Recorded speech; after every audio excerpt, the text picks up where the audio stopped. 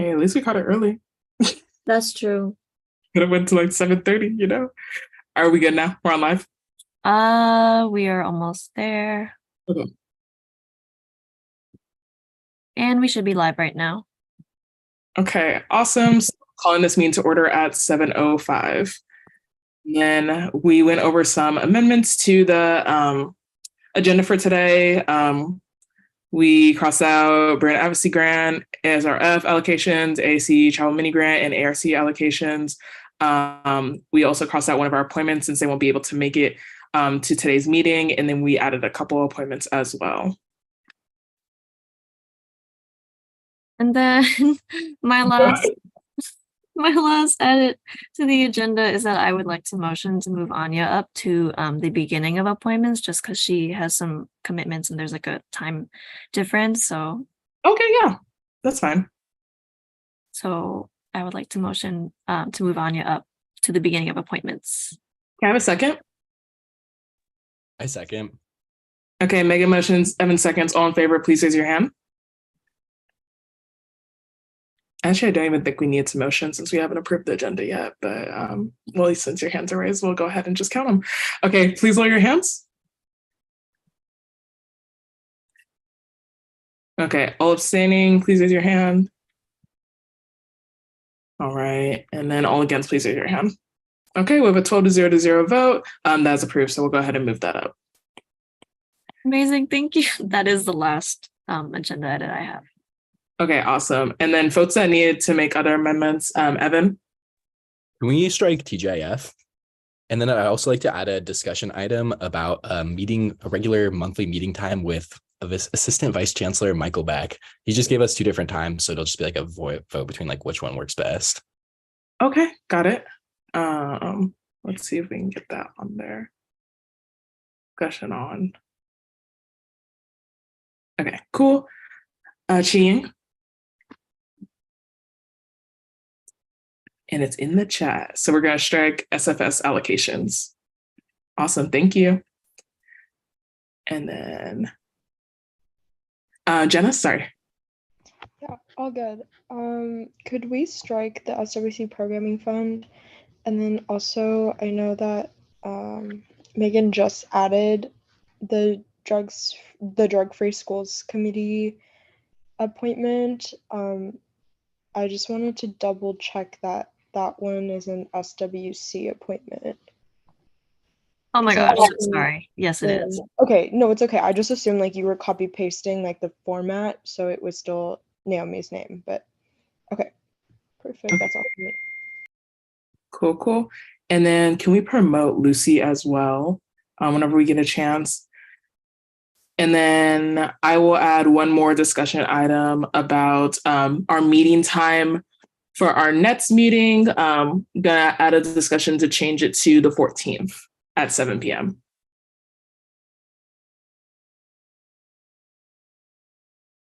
Oh, and then we'll get Lucy's amendment too once we're done there.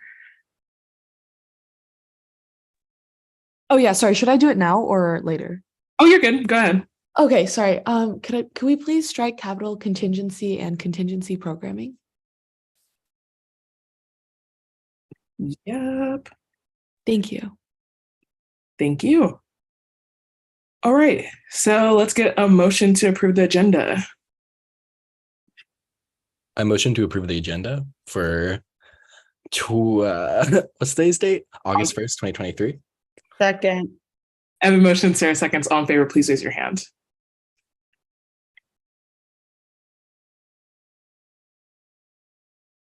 Okay, please lower your hands.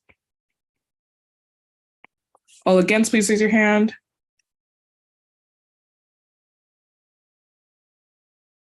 I think Tara voted for the first one. Okay, all abstaining, please raise your hand.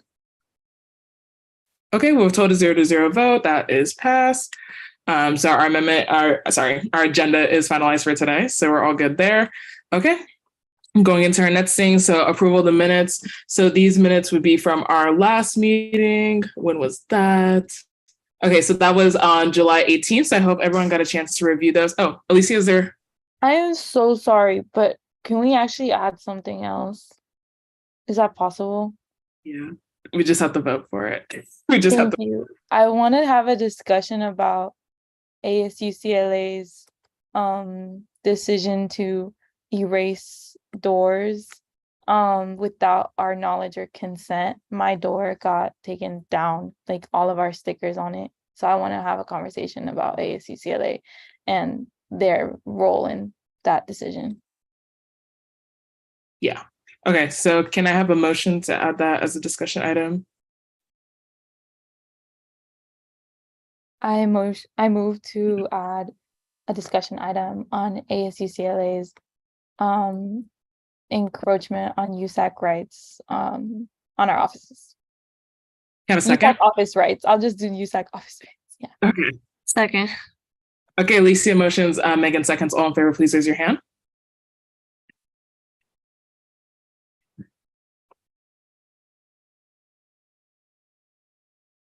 Okay, please lower your hands.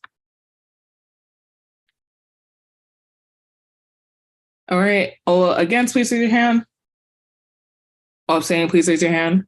Okay, we have a 10 to 0 vote. That is now on the agenda. Thank you. Okay, cool. Back to the minutes. So from our last meeting, July 18, I think. Hope everyone got a chance to review those minutes. Was there anything we needed to change on there? Was it all good? If so, can I get a motion to approve those? I move to approve the minutes from, I'm trying to get the date, from July 18th. Second. Okay, Sarah motioned. Was it Eva? Did you second it? Okay, Eva seconded. All in favor, please raise your hand.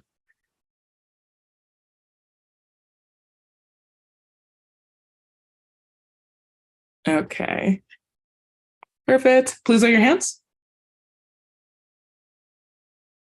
Okay. All against?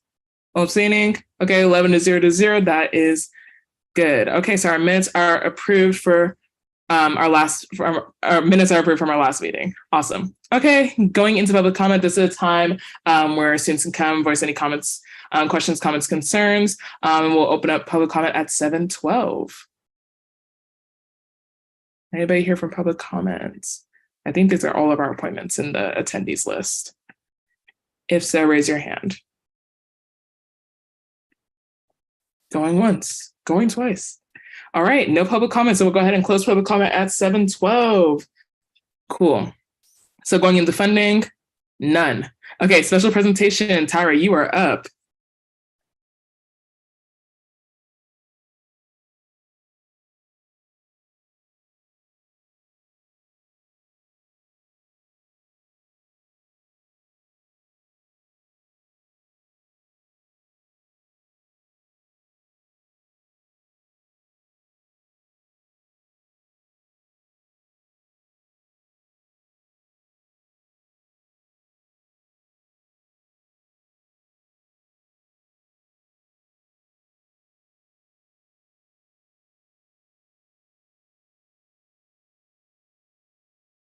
Did she drop off?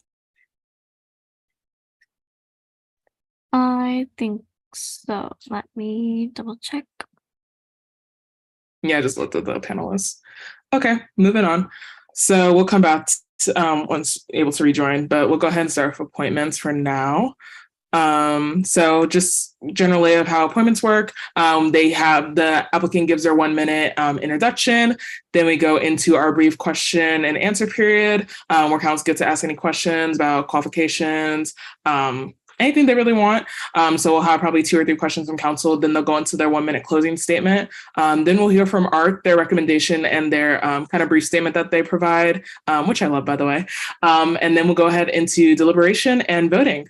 Okay. So we'll go ahead and start with, we changed it already to our first person's. Yes. Okay, perfect. So it's going to be the Green Initiative Fund Vice Chair, Anya.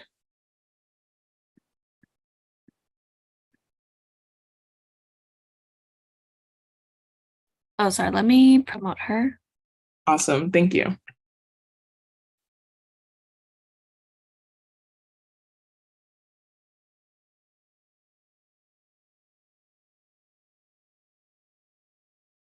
Hi. Can you guys hear me okay? My earbuds kind of stopped working. Okay, cool. Okay. I'm Anya. My pronouns are she, her, hers. I'm a rising senior environmental science major, concentrating in environmental systems and society, and I'm hopefully double minoring in geography. I'm here as the TGIF vice chair appointment, and I've used TGIF a lot in the past. I think it's a great funding body, but hopefully with my appointment, I'm excited to bring a more equity, intersectional environmentalist and like environmental justice lens to the funding body. And I'm happy to answer any questions you guys have. Thank you. I appreciate it. All right, so go ahead into questions, council members. Sujana, kick us off. Yeah, hi Anya.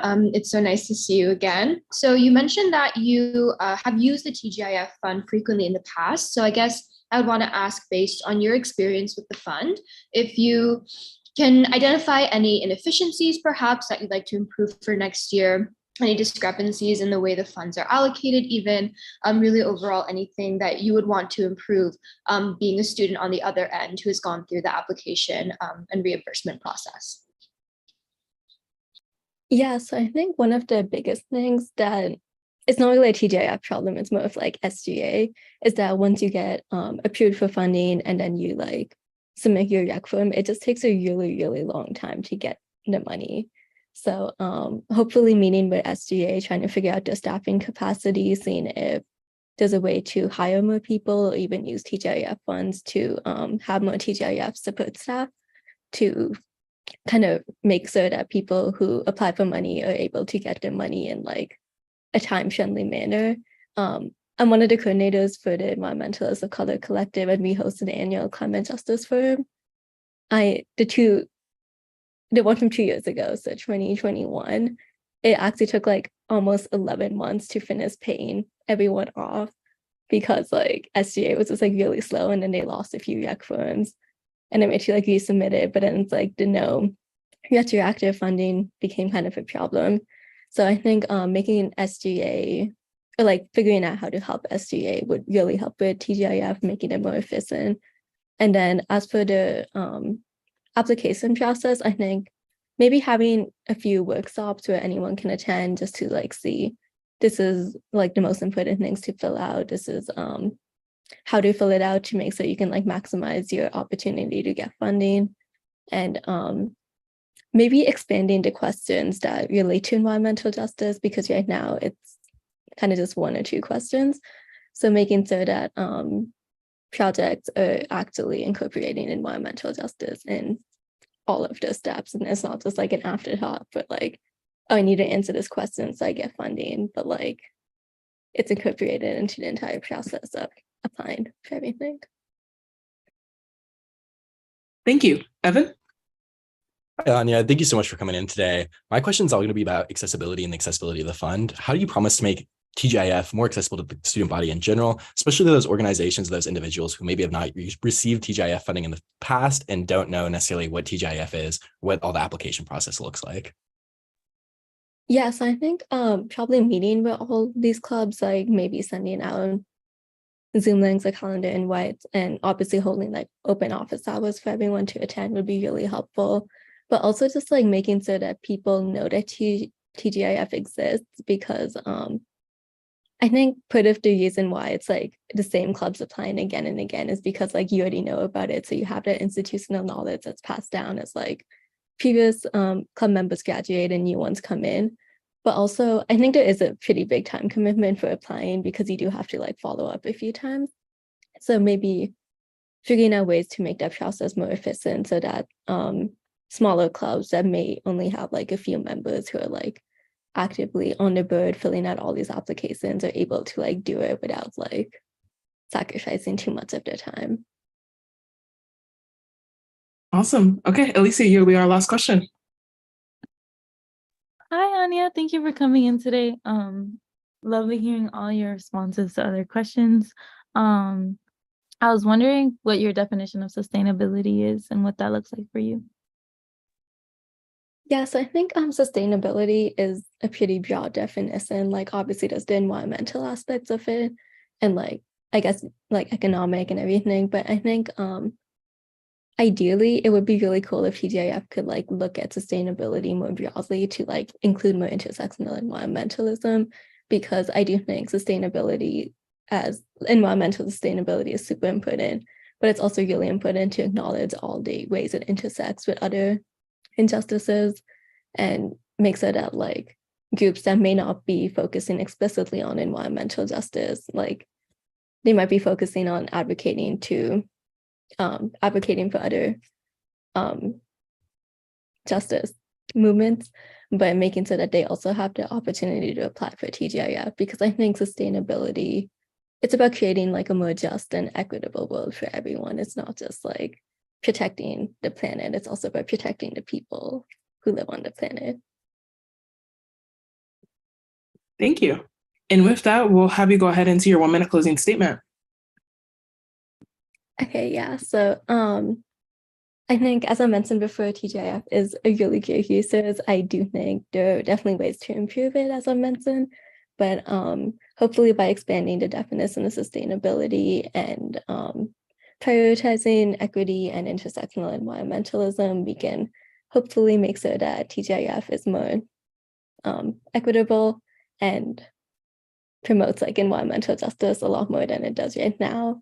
And I'd love the opportunity to be appointed and start making these changes. I know it will probably take a few years to actually get it set in stone and everything, but I think TGIF has like a lot of opportunities to help the planet and people, and I'd really love to be part of making that happen.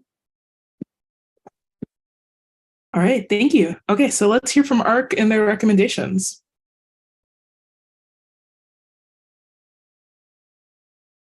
ARC voted Anya 2-0 to 1. And the abstain is from me just because I worked with Anya a lot during last year.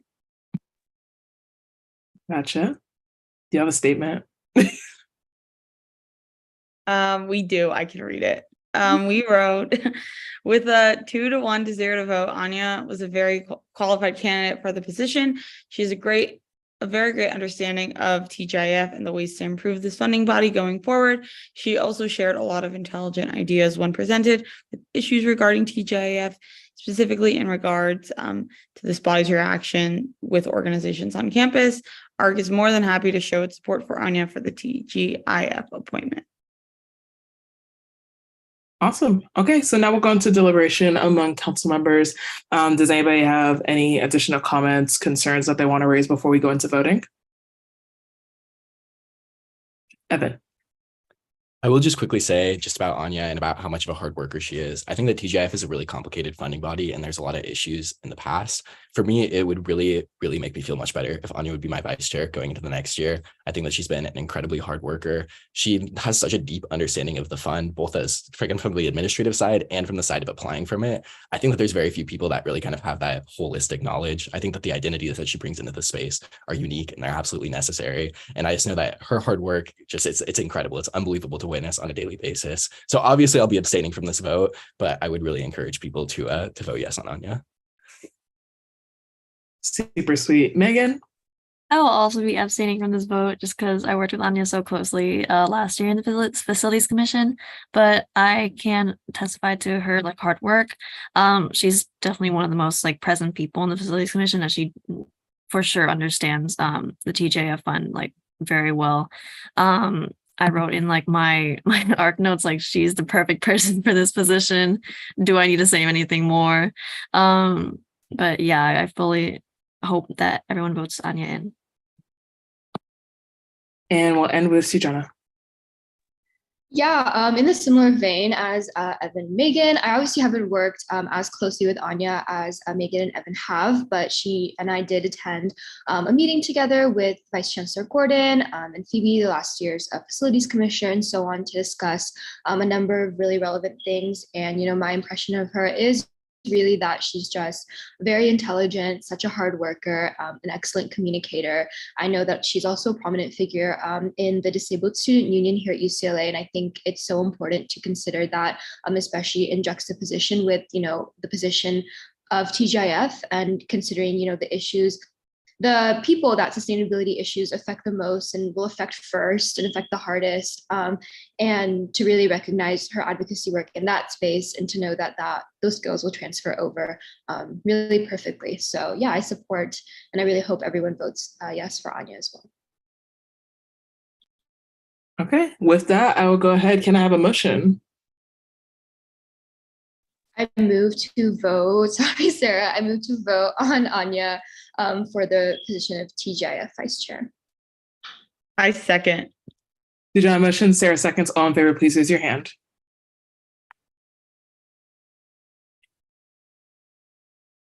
All right, please lower your hands.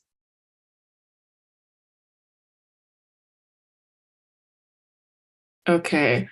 All against, please raise your hands. All abstaining, please raise your hands. Okay. We have a 10 to 0 to 1. We have approved Anya for the Green Initiative Fund Vice Chair. Congratulations and thank you. Thank you. Very good. I was like, wait, that's why I was like, I was like, okay, it's okay, cool. All right, awesome. So moving on to USAC Judicial Board. Megan, is that a hand? I do have to edit the agenda. One of our other appointments, Karthik Korla, is unable to attend today. They're actually at work as an EMT, so I will be moving them to the next meeting at the request of Janice. Okay, awesome. Can I have a motion for that?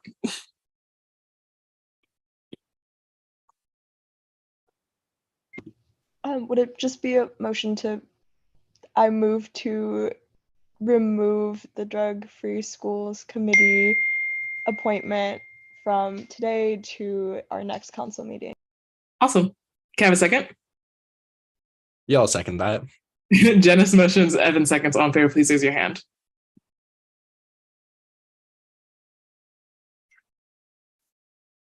All right. Please lower your hands. Okay, all against, please raise your hands.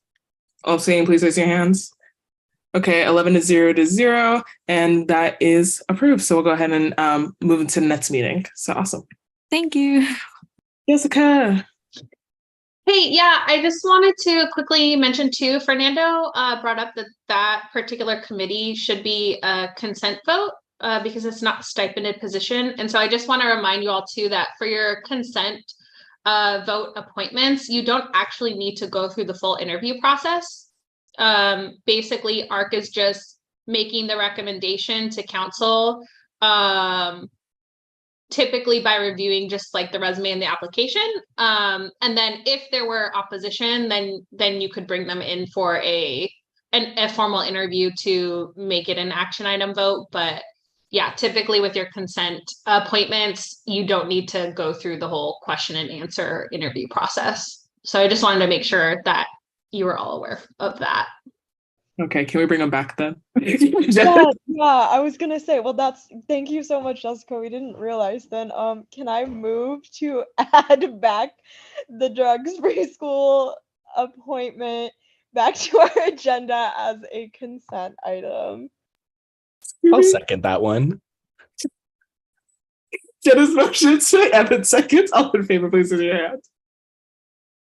Oh my God. We get these appointments done, y'all.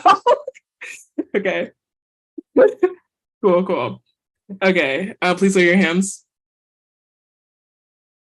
All against, please raise your hand. All abstaining, please raise your hand. 11 to 0 to 0, that is approved. So can we do the same thing with Arena? Was that one consent one too? No, I don't think we That one's not consent. That one's Dang, Flabbit. Okay, cool. So moving on to our next appointments, we have USAC Judicial Board. So first up, we have Sarah. And go ahead to start with your introductory statement whenever you are ready. I am promoting Sarah right now. Okay, awesome.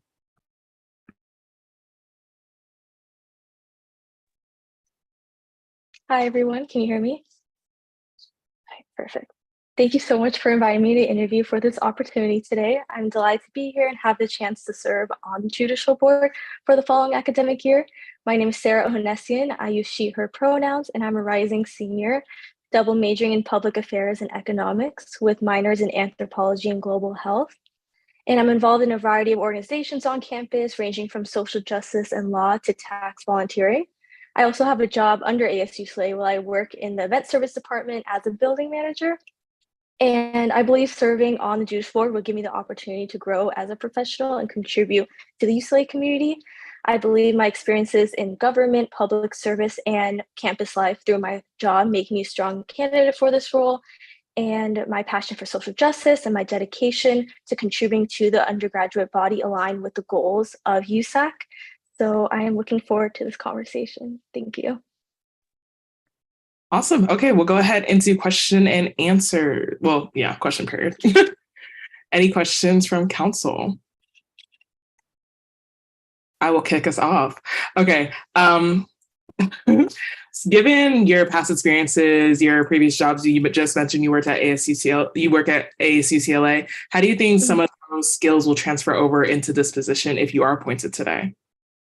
Yeah, so as a building manager of the student union buildings, I oversee the operations of the building and all the events that take place in Ackerman and Kirkhoff. And from that experience, I gained a lot of leadership and management skills that I think will translate to this role. In this role, I resolve issues that may come up with a client at an event and make sure the building is safe. I'm also in charge of work orders and granting access to rooms. So, and the most important part about this job is establishing relations with other departments of ASUCLA. So I think that's also a strong skill to have, is to make connections with other groups like the catering, custodial maintenance, restaurant operations, administration, SOL, HR, stuff like that. So I think that will definitely translate to the judicial board and collaborating and establishing that supportive, inclusive environment. Thank you. And I'll go ahead and pass it to Sarah. Perfect. Hi, Sarah. Thank you so much for coming to our meeting. I'm going to ask I asked this of all the judicial board candidates, so I hope it's everyone's favorite question. But in previous years, we've had a lot of controversy in the elections and and while it hasn't come forward to the judicial board, it is a possibility that it will come forward to the judicial board.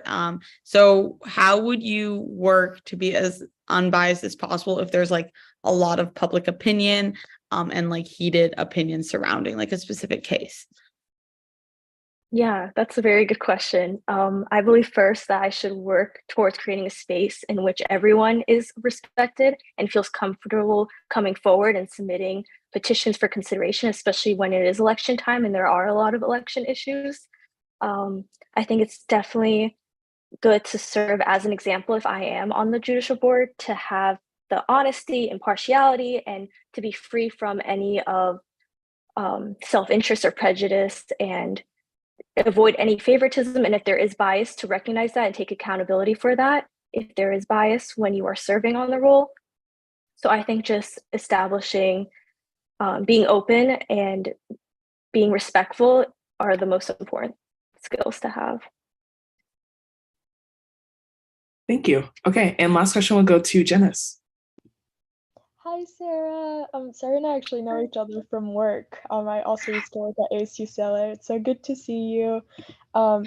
My question is similar to Sarah's, where I think I'll just ask this to each judicial board candidate, where there is some, I guess, controversy about this position being highly stipended, and then sometimes you could say the work, quote unquote, or the cases, I don't even know officially what you guys are responsible for, but say like these different hearings and cases that you see, if there aren't very many of them during the year, how would you, I don't it's kind of a silly question because I don't want you to like have to seek out conflict, so you guys have hearings, but what are your thoughts on that and what could be a possible solution? I think inviting other campus groups and departments and faculty and staff and other student organizations and hearing them out and participating in their events or initiatives to see what is going on the greater campus, and also working with campus leaders, seeing their perspective, and also most importantly, looking at the students who are the constituents and seeing what their issues are, what their needs are, and how we can best address them if necessary. And just, like I said before, establishing that environment where they feel safe enough to submit a request, and they feel safe enough that, and they know that we will take it into consideration and we will be fair about it, we will be equal about it. And so they can come to us if there is a conflict that needs to be handled and any disputes or infractions that could happen. Awesome, thank you. And now I said last one, but Gabby, go ahead. Thank you so much. So I was just wondering if you can elaborate a little bit on why you specifically want to be a part of Judicial Board. Yeah, so I'm actually considering getting a JD and Master's in Public Policy, a joint program. So I definitely want to experience the legal side of government, and I do have experience in compliance, more specifically tax compliance. I do volunteer for VITA, which is tax preparation services for the underserved Los Angeles community. So, and that has a lot to do with compliance and making sure that things are going okay. And so I think just my experience in government and more specifically compliance to codes and regulations, because with that role and with my internship that I have now at an accounting firm, I'm making sure that that businesses and individuals are they're complying to the federal laws and regulations, and they're always changing. So we always have to research about it and make sure they are complying and how they can comply to it the following year. So I think that would be a really cool, I think being on the Judicial Board will be a really cool opportunity to translate those skills, those compliance and government skills. Okay, thank you. And now you can go ahead and give your 1-minute closing statement. Yeah. So I want to thank you all again for taking time to interview me today. If I am given the opportunity, I'm truly committed to bringing my best to USAC and working collaboratively with the rest of the Judicial Board to make a genuine impact on campus. I believe I have a strong work ethic and I'm able to juggle multiple responsibilities and manage my time well. I believe I've gained a diverse set of skills from my wide range of studies and internships that will make me a valuable addition to the board. Like I mentioned before, I have a direct experience with compliance and following codes. And I also have a unique experience from being a worker in the student union and experience problem solving with different kinds of people on campus, different groups on campus. So yeah, I just want to judge student cases and establish justice with impartial procedures and compliance to the codes and policies. So yeah, I hope I can use my passion for something that is meaningful to me. Once again, I do appreciate your time and consideration. Thank you. Okay, let's hear Art's recommendations. ARC voted Sarah 3-0, and our statement reads, Sarah has a great passion for improving the USAC Judicial Board by increasing transparency both within and to the student body. She is insistent on keeping impartiality as a USAC Judicial Board member. With a 3-0 vote, we think that Sarah would be a great contributor with her experience in different departments on campus to the J Board. All right, cool. So deliberation time, any comments or concerns before we go ahead and vote?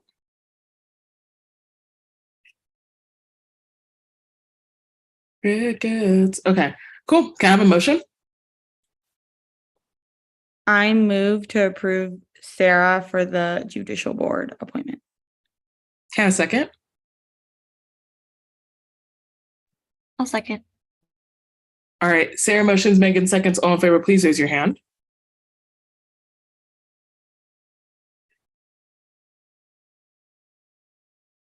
Okay, please lower your hands.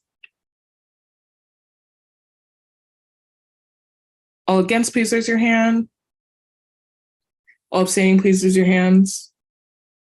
Okay, got it. Okay, we have a 10-0 to 1 vote. You are approved as one of our Judicial Board appointments. Congratulations, Sarah. All right, awesome. So moving on to our next Judicial Board appointment, Oseas, you are all good to give your 1-minute intro whenever you are ready. How's it going, everybody? Sorry, I'm reporting from my car, so apologies for any background noise. Well, thank you everybody for having me here today. I really appreciate the honor to actually be here. Thank you. To actually be speaking in front of you guys. It means a lot. So one of the things that I stress when it comes to running for position is that I'm not really here for the stipend or the fame or the popularity or whatever. I'm just like a regular person just trying to do change when it comes to decisions, because especially in a judicial matter, there's cases where it's going to hurt people. And I'm coming from a background of parents where they cross the border, trying to give me and my brother a better life. I understand how difficult it is for people to struggle. And it is important to hear different sides of all matters, because like when I was a little kid, like when we were going through legal proceedings, our story wasn't heard. And it was a matter of like our safety and security. So coming to the judicial board, even though it's at a university level and it doesn't involve criminal or civil cases, it is to promote that transparency, integrity, and fairness among all students, because that's what it's all about. And hopefully I'm the right person for the job, and hopefully you guys agree with that. But yeah, I really invite you for your questions. So yeah, thank you. Thank you. Okay, so let's go ahead into questions. I know we got some folks with the gonna ask the same question, so we gotta kick it off. Sarah. Hello. Thank you for coming to our council meeting. I appreciate it. My question is, we have a lot of publicity around elections. They can get controversial. How do you plan on remaining unbiased in a highly publicized, highly opinionated case? Thank you for that question. So one of the most important things is that we have to hear all matters of the case. Being part of the Superior Court of San Diego, I have direct experience with the Honorable Judge Simmons, who recently got confirmed for a U.S. District Judge. I heard cases, and I was with them working on these cases that have tragic stories and tragic consequences if any of the information does get provided to the public without the court's orders or stuff like that. So being confidential when it comes to this, not posting about it on social media, not talking about the case with any other unauthorized persons, only with us, the colleagues, is important, because if information does go out, students can have the reputations destroyed or something like that. So it is important that we have to have an open hearing and open-minded when it comes to understanding the facts of the case in order to make informed decisions. So just being open-minded in general. Thank you. Okay, moving on to Janice. Hi, Osias. I wanted to ask, Sarah, historically, the judicial board has not heard many cases during the year, and at the same time, the board members, and as you've mentioned, they hold large stipends. So how do you wrap your head around that, and what could you do to bridge that gap? So like I mentioned in my opening statement, I'm not really here for the stipend. I'm here to provide a true change. And even if there's no hearings or cases pending before the board, like how they do it in the superior courts in locally, is that they often host workshops for the public. And I would like to introduce that to the board, which we would host workshops, but these workshops specifically target towards students, such as financial aid, resources, Title IX, that's a big one. Students need to be informed of what it is. So that's what I would like to introduce when it comes to the board, because at the end of the day, we're leaders, all of us are, and we want to provide that service to the students who are basically there for us, and we got to be there for them. Thank you. Okay, last question, Alicia. Hi, Osea. Thank you for being here. It's nice to see your face. What's it called? What was I gonna say? Sorry. I know you kind of touched on this, but I really resonate with your perspective on J boards and activity and your way of filling those gaps in. What's it called? So what would be your vision for the position? How would you see yourself? What would you see yourself represent as a as a juror. Is that what they're called? As a judge? Yeah. Personally, I want to be seen as somebody who can provide service to others. Growing up, like me and many other students, I'm not the only one who weren't informed of any resources, and those who wanted to ask for help sometimes didn't get that help. And the judicial board shouldn't be seen as something that is just there if you need it, or like if you have a dispute, but more like a resource, because like I said, affirming that we're all students first and we have to help each other, especially in times of crisis, students, homelesses and stuff like that. That's when we're not having any conflicts, or we have time, because at the end of the day, we're all united as one. Then hopefully, I want to be seen as somebody who anybody can just come talk to, even if I'm just walking around campus, just pull up and be like, yo, what's up? That's a nice hi. And just make the board known to students, ask the resource for others to come through and request for help, just like the USAC board, basically. Thank you so much. Okay, so now we'll have you go into your 1-minute closing statement. Overall, just thank you for the opportunity to speak to you guys. It means a lot.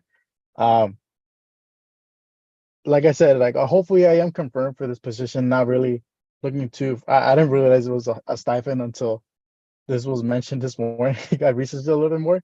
So I mean, honestly, I'm just here for to provide that assistance to students, and especially those that are facing hard times or going through conflicts while on campus, especially around the surrounding elections. Being there to have a fair and impartial voice and opinion when it comes to decisions, because it is important to be open-minded, because all stories have to be heard in order to make a true and informed decision. So hopefully you guys are able to confirm, and thank you so much for allowing me to be here. Thank you. Okay, so now let's hear Art's recommendations. ARC voted OSAS 3-0. And then Sarah will be saying her statement. ARC said, with a 3-0 vote, OSAS is a very strong candidate for the judicial board. He's a strong passion for the law and conducted an impressive interview with this committee. He even quoted Justice Sonia Sotomayor during his interview, which we greatly appreciated, and provided important insights. Overall, the ARC thinks OSAS would be a great candidate for the judicial board. Thank you so much, ARC. Appreciate you. So now we will go into deliberations, comments, and concerns before we go ahead to vote. I want to go ahead and kick this off by saying OSAS was going to work in my office, but this role spoke to him on a higher level, and I definitely think he's an amazing fit for this role. I definitely appreciated getting to hear about your story, not only in your interview from my office, but getting to read over some of the notes from ARC. So I think you're a great candidate, and I know you'll do amazing work wherever you will go. So I highly recommend you for this position. Yeah. Evan, go ahead. Yeah, I'll go super quickly. I don't know OCS all that well, but from what I've seen just with the campaigning and just the way that he carries himself, it's just incredible. He's just such a force, and I think such a force of nature that'd be phenomenal to have on the J board. Incredible interview, just, all the praise that I could possibly give. Definitely going to second Naomi's opinion there. Going to be voting yes. And Alicia.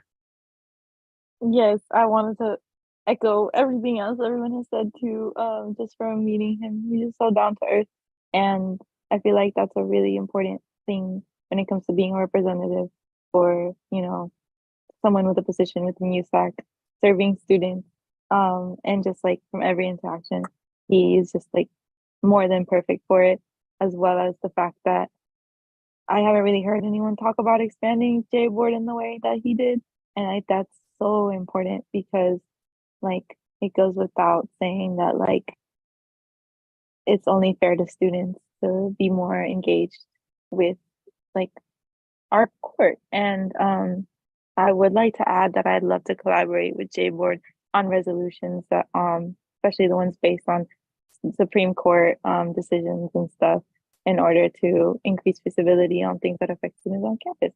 Sorry for that really long thing, but I will be voting in favor of his confirming his position. Yes.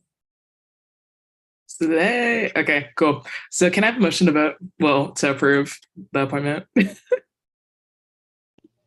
I move to approve Oseas Garcia for the judicial board appointment today. I second. Okay, Jess motions, Alicia seconds. All in favor, please raise your hand.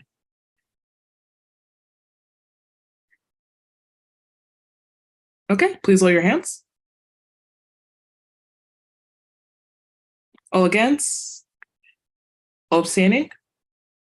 All right, with 11 to 0 vote, Oseas, you are approved as a judicial board appointment. And thank you so much and congratulations. Thank you, everybody. Appreciate it. Drive safe. All right, moving on to our next one. We got, I don't want to butcher your name. Is it, It's Amelie Lobo. Yeah, Amelie, yeah. Whenever you're ready, please give your 1-minute introduction statement. Sure. So, hi, my name is Amelie Lobo. Pronouns are she, her, and I'm a rising fourth-year political science major, and I'm minoring in data science and public affairs. So, my time so far at UCLA has been spent expanding my knowledge on all aspects of politics, policy, and how they shape and interact with law, qualitatively and quantitatively, so like the data science minor. And I'm very passionate about law and the judicial system, and I believe that it's so intrinsic to our society, especially when carried out in a truly equitable and just manner. So it's very exciting that UCLA has that level of checks and balances and ability for students to seek like justice. And I believe that it's of the utmost importance that students from all backgrounds are able to understand the steps that they can take to achieve a just resolution for their issues in the real world and within our UCLA community through the judicial board. Awesome. Okay, so now we'll go into our question and answer period.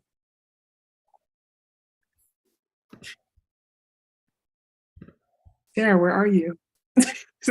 Janice, go ahead. That's so funny. I was kind of waiting for Sarah to go first.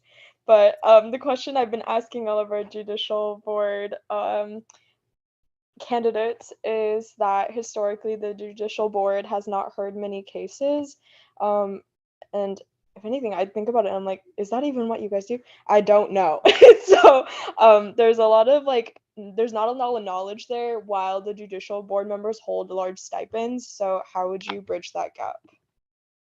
So I think there's like a big disconnect within like the general student body and like positions like the judicial board where students like don't really understand what's going on and they kind of just like do their own thing when this like opportunity to help them is readily available, but they just don't know it's there. So I think an important way to bridge that gap would just be like a lot of transparency. And the judicial board, like they used to be active on social media, but this year not so much. And I think that they can actually really use that as a benefit in, you know, spreading what they do. And if like, let's say an important judgment, maybe around elections or something comes into mind that can be like put into the public, that it should be like summarized and posted so students can see like, oh, I had like a similar problem or something similar happened to me, or oh, the judicial board is there at UCLA. I can use that to help me. And I think it's really important for students to understand that there's a resource that can help them and to show them that it's there. Awesome. Moving on to Sarah. Hello. Thank you so much for coming to our council meeting. We appreciate you taking time out of your day. My question is, as you probably have heard, so we have a lot of cases that tend to be, or not cases, like elections that tend to be, have a lot of public opinion involved. So how do you plan on remaining unbiased if there's a lot of like heated public opinion regarding a case or regarding an issue? So I know like especially these past two elections have been quite contentious with lots of things going on with like he said, she said, and people on Reddit and like Instagram are talking about what they think. And I think as a justice on the J board, it's important to understand that the facts are important. And it doesn't matter what people on social media are saying most of the time, they don't have the full picture and they just jump to conclusions. So if I was appointed to J board, I would consider the facts as presented to me with the actual witnesses, not like some random person on Reddit saying like, oh, I was there when this happened, blah, blah, blah, blah.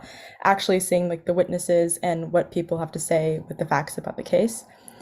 And I know the elections of recent have been like contentious, but it's also important, like I said in my previous answer, to social media can be bad, it can be good, to once again use it in like a good way to kind of present like what happened in the hearings to students so they can understand that like, oh, I was talking about this, but oh, this is actually what happened, and oh, they looked at the facts and these are the facts of the matter. Okay, now I understand. So I think it's really important to consider the facts holistically and to not let like external social media cloud your thought and just be impartial. Thank you so much. Okay, awesome. And now we can go into your 1-minute closing statement. So firstly, I'd like to thank you guys for the opportunity for the interview.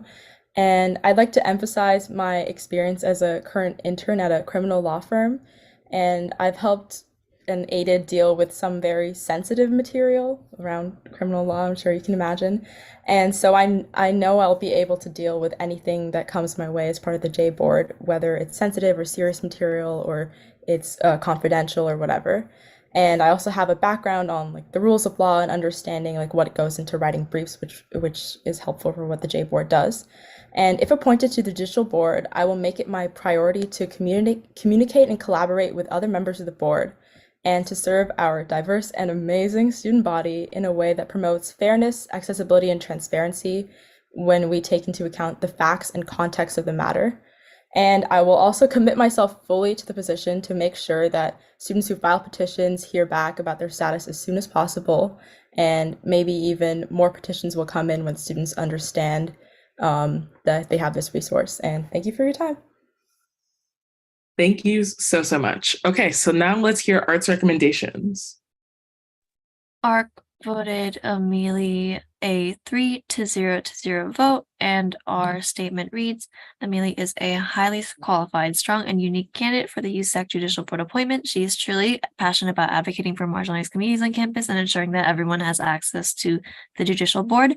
She is involved with multiple departments on campus, and with a 3-0 vote, ARC would like to recommend Amelie for the USAC Judicial Board appointment. Okay, thank you. And so now let's go into deliberations. Any comments, concerns before we vote? I just want to kick us off and start by saying when I first saw your application, I was immediately like, wowed by your experience, which I definitely think will be useful in this role. I definitely like some of the ideas that you bring to the judicial board, and just everything that you said in this interview I thought was really great. But yeah, I'm 100% for you, even though I can't vote, but yes. Any other comments, concerns? If not, can I have a motion to approve Amelie for this position? I move to approve Amelie for the judicial board position. And I second. Okay, Sarah motions, Jenna seconds. All in favor, please raise your hand.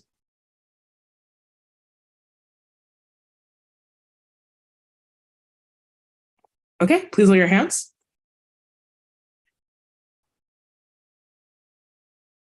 Okay, all against, please raise your hands.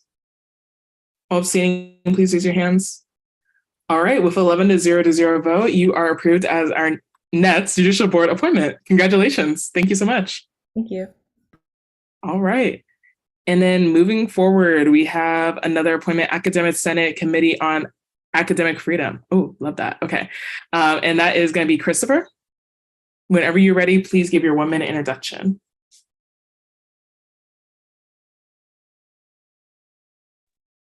Hello, everyone. Let's see, work this out. All right. Can y'all hear me? Okay. So do I start with my opening statement? Okay, perfect. So first and foremost, good evening, everyone, and thank you for granting me the opportunity to interview today. My name is Chris, and I am a rising sophomore studying poli-sci and education. My pronouns are he, him, his, and I am seeking the opportunity to be a senator on the academic freedom on the Committee of Academic Freedom this year. And yes, while this may be my first year on the Committee of Academic Freedom, if appointed, I am no stranger to the Academic Senate. Last year, I had the opportunity to be on the Committee on Library and Scholarly Communications, and in this committee, I advocated for copyright laws trainings for thousands of Bruins. I worked on updating the librarian website, and we discussed heavily the role of the university librarian, especially since our librarian, Virginia Steele, has stepped away. But I am hoping to tell you guys more about my experience and everything throughout the interview. Thank you. Very much appreciated. Okay, so let's get some questions, y'all. Please. Hi, Chris. So, oh, sorry, I should have raised my hand. You're fine. Well, hi, Chris. It's so good to see you. And my question for you is just, and I'm sure you know this given your experience on the Academic Senate last year, but because student representatives don't have voting power, how do you plan on elevating the role of a student representative and making your voice all the more compelling on the Committee on Academic Freedom? Yeah, I think it's always imperative to establish relationships with the people you're working with, right? 2 years ago now, I was appointed to the Tustin Unified School District, and I did not have, I had commentary power, but my vote was not necessarily considered. But at the end of every meeting, and at the end of every proposal, the board president would always ask for my opinion. He would never miss my opinion. And the reasoning for that is because early on, I was able to establish a relationship with each board member. I sat with them personally. I understood what their passions were. And I worked with them to not only see my passions into fruition, but to help them see their passions into fruition. And I think it's all about establishing relationships with the people that you're working with, especially early on, because by doing that, you are able to really voice the passions and the ideas and the goals that you have for the student body, which are many.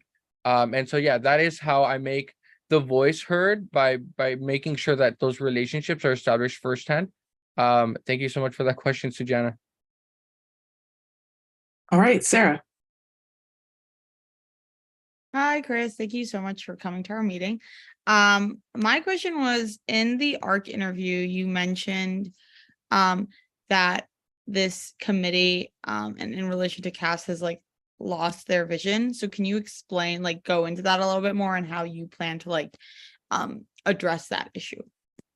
Yeah, I think what I meant by that is that last year there were just a lot of issues that were brought, particularly about some faculty members being staunchly pro-academic freedom.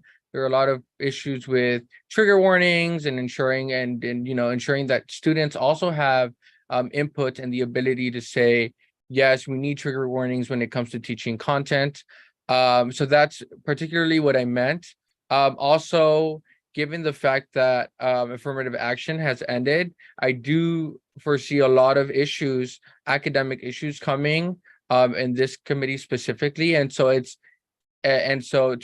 to ensure that we continue to allow academic freedom, I think that's what I mean by that, to ensuring that we continue to provide that input, especially given current events, and not just within the UCLA community, but in the broader community. Thank you. Evan? Hi, Chris. It's good to see you. This one should be pretty simple, but I was just hoping you could define academic freedom for us and what it means for you.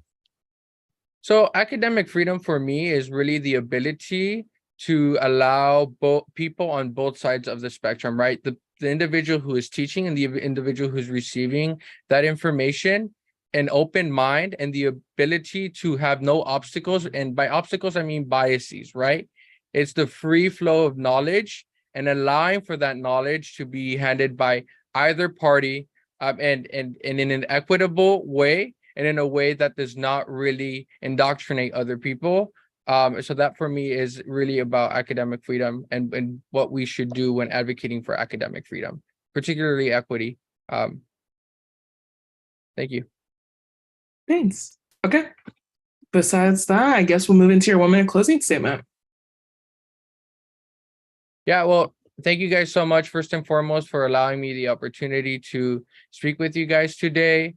Like I mentioned last year, there was a lot of issues that I fought and advocated for on a separate committee, but there's a lot of issues that are not only particular to the Academic Freedom Committee, but a lot of issues that I do want to collaborate with other senators on, such as introducing an ethnic studies major in UCLA, which I think is long overdue.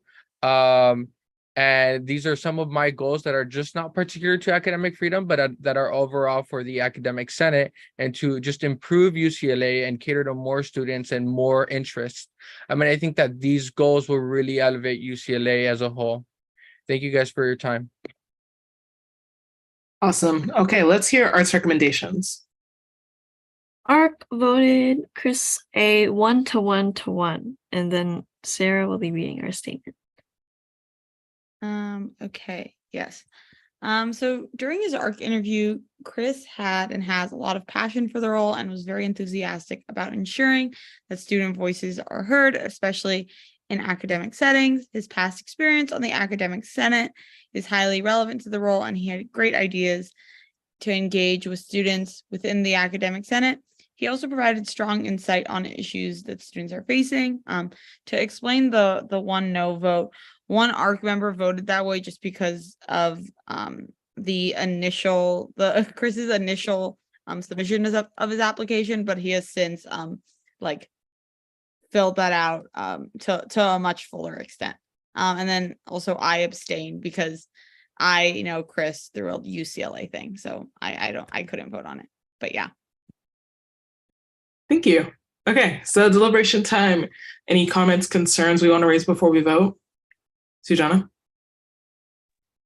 Yeah, so I know Chris well. He's my chief of Senate this year, and he was an academic senator last year when I was chief of Senate. So he obviously applied to be a academic senator when he was just an incoming freshman, and I really think his passion and proactiveness for the role is so commendable. And just as an academic senator, he was so responsible, reliable, highly involved, and he took his position on COLASC very seriously, and really helped that committee blossom so much, because I do feel like it doesn't get too much attention. And even this year, I knew that I definitely wanted him as my chief of Senate because of all those qualities that I named, and because he had so many creative ideas for the role. For the academic senators, he wants each one to have like an individual passion project that they work on, which is something that we haven't done before. And he really plans on incorporating academic senators into the commission in a way that hasn't happened before. So he's just so full of good ideas, and he's so bright. And the Committee on Academic Freedom in particular, I sat on that committee when I was chief of Senate as well. And this committee is very highly contentious. It can be kind of difficult to even advocate in that environment, because there are really sensitive issues like DEI and disability accommodations being brought up, not always in the friendliest or most receptive way. And so I really see Chris as someone who's so capable of taking that on, and is very well spoken and can navigate that environment perfectly. So I just wholeheartedly support Chris, and I think he's amazing as an advocate and a person. So hopefully everyone votes yes. And also the application that he filled out, like that first application thing, like that was like my bad. Like I should have told him that it wasn't just me who was going to be seeing it. So like it like that, yeah. Please ignore that. Like that was my fault. Yeah. Okay, Sarah? Yeah, I just want to add on to what Sujana said. I can't vote, but I went on me and Chris went on a trip to DC together. It's like a UCLA thing. And just beyond that, he's very intelligent, very hard worker, very passionate about whatever he does. And I think he was really a strong candidate in his ARC interview specifically. He had a lot of good answers, and I really one thing I really appreciated about his interview was that he had a lot of foresight on specific issues, not only that like students have faced in the past and likely will continue to be issues, but also going forward. So yeah, I think he would be great for the role.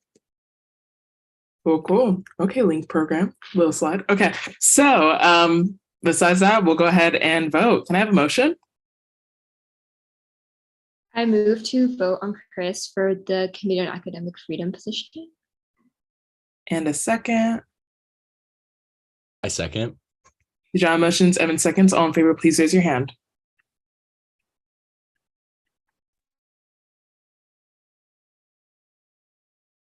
Okay, please lower your hands. All against, please raise your hand. All abstaining, please raise your hand. I vote in support. It didn't let me raise it. Sorry. Okay.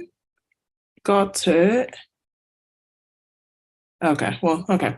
So with a 10 to 0 to 1, we have, okay, never mind. 9 to 0 to 2, we have Chris is approved for the Academic Senate Committee of Academic Freedom appointment. Thank you so much and congratulations on the role.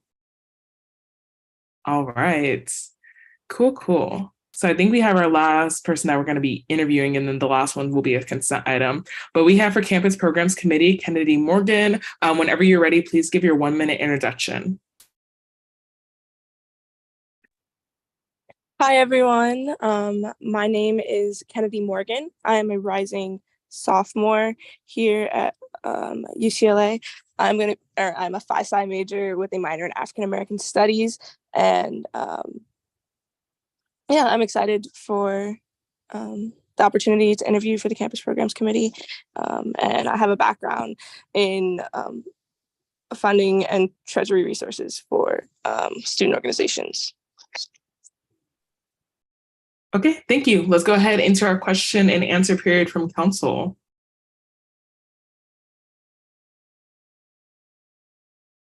I'll go ahead and kick us off. Okay, so can you expand more on some of your past experiences that you think will be benefit you in this role, in this appointment for Campus Programs Committee? Yeah, of course.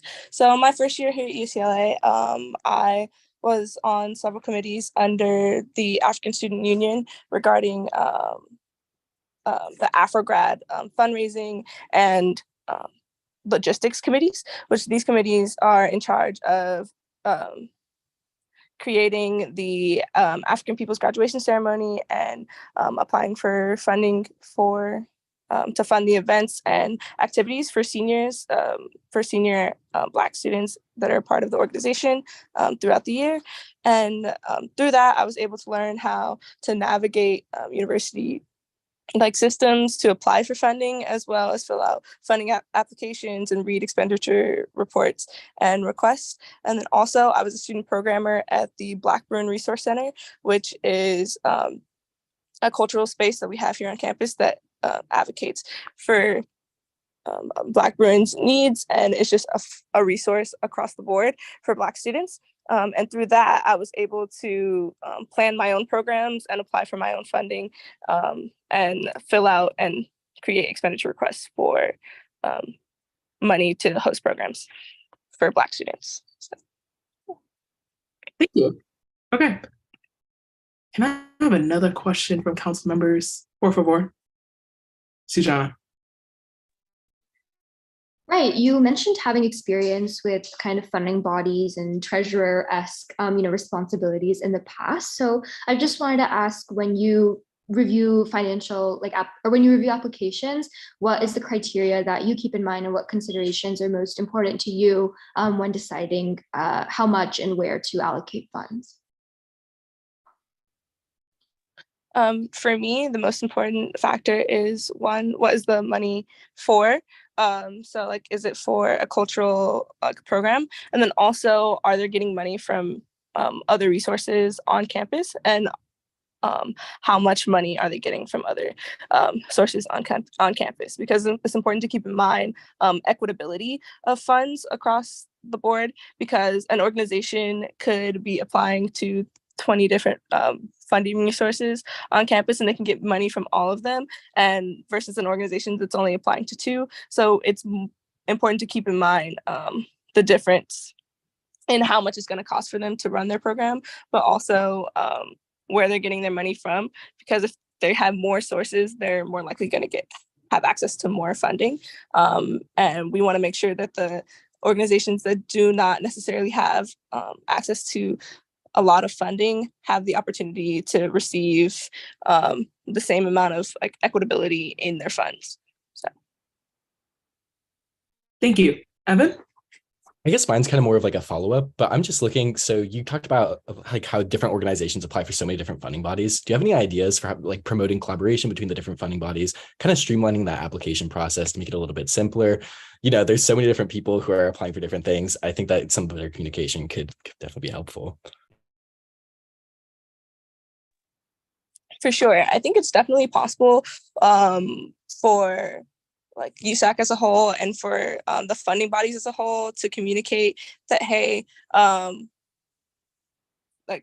like CEC versus CAC versus like these different like mini organizational funds are meant for like more like specific and niche things. So to highlight like, or to eliminate the applying for 40 different funding resources, we can promote like what each one is specifically for, and also point them in the direction of how these ones will be specifically able to help you, and what each committee looks for in addressing and deciding to allocate funds to. Okay, thank you. Okay, so let's go ahead into your 1 minute closing and then we'll hear from ARC. Okay, so like I said, I think equitability for funding resources across the board is what makes it possible for programs on this campus to occur. Funding is key for student organizations to host the programs that they want to promote and highlight the ethnic and cultural diversity that UCLA has to offer. I want to make sure that the marginalized organizations and organizations for cultural groups across this campus have an idea of how to navigate university systems to apply for funding, because it is essential to the betterment and the progression of their organization to have money to do the things that they want to do throughout the school year. And I just thank you guys for allowing me the opportunity to apply and listening to what I have to say today. Awesome, thank you. Okay, ARC, let's hear your recommendation. ARC voted Kennedy 3-0, and our statement reads: Kennedy was one of the only interviewees with clear, specific goals for this position in the Campus Programs Committee. She has very relevant experience working in multiple finance positions in large organizations on campus, and has a clear understanding of how this fund can support so many different student organizations. With a 3-0 vote, we would like to highly recommend Kennedy for this position on the Campus Programs Committee. Okay, awesome. So we'll go into deliberations really quickly and then we'll return to voting. So any comments, concerns? I want to kick us off and just say getting a chance to read through Kennedy's application and moving her forward to this to Art's interview. I definitely think I saw a lot of ideas that I think would be very helpful, especially how you mentioned just now a few moments ago about giving some of the marginalized communities and organizations on this campus like kind of a walkthrough of how to apply for these funding bodies. I think is very valuable because I can't even lie. I don't even know how to apply to some of these funding bodies. So I definitely think it's definitely valid information that needs to be out there, and definitely working alongside. I know this is work that my office wants to do to make that funding page more digestible and just providing more financial transparency across the board. And I know other folks in the Zoom want to work on that as well. So I definitely think we could also, as Evan raised as well, collaboration across these funding bodies to just be more transparent and be more clear in how students and their organizations can go about getting funding. So I really appreciate that note in your interview and your application as a whole. So thank you so much, Kennedy. Any other comments before we vote? Very impressive interview with ARC. Okay, can I have a motion? I move to appoint Kennedy Morgan to the Campus Programs Committee. Second. All right, Alicia motions, Megan seconds. All in favor, please raise your hand. Okay, please lower your hands. Okay, all against? All abstaining? All right, with 11-0, Kennedy, you are now appointed on the Campus Programs Committee. All right, thank you so much and I appreciate your time. Okay, so moving on to our, perfect. Okay, so moving on to our last appointment we have, it's a consent item, so perfect. So we have the Drug-Free Schools Committee. I don't want to butcher their name. Okay, but is there any, okay, I don't know how we should do this because I don't think everyone's seen the notes or resume. So we should just give like a moment to view that. Is there any way we can get a link for their application by any Yes, chance? I can send it into the USAC council member Slack. That would be perfect. And then we'll just take a minute to review that. And if anybody has opposition, they can make it known. Please know that I shared it with your council email. And I'm sending it once my Slack loads. And Janice, a comment in the meantime? Yeah, Jessica, if you're there, is there any guidance you can provide us for this consent item and also future ones? Is this like a fine way to do this?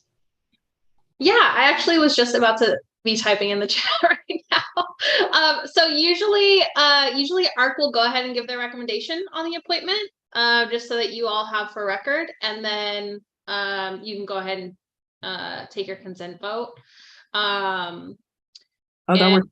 Yeah, if anything else comes up and you need further clarification, then you could have a discussion on it. But yeah, typically like the appointing officer will maybe say a few words about like the position and the person they're appointing, and then ARC will do their recommendation, and then you can just go ahead and take your consent vote. Cool. Okay, do you want to do it that way? Is that easier for folks? Yeah, I can speak on the candidate. And I've never met them in person, so I also don't know how to pronounce their name. ARC, if you know and could give some light. But I do know that ever since I got access to the SWC email, I saw that this candidate has been working with the SWC for a year, like longer than I have.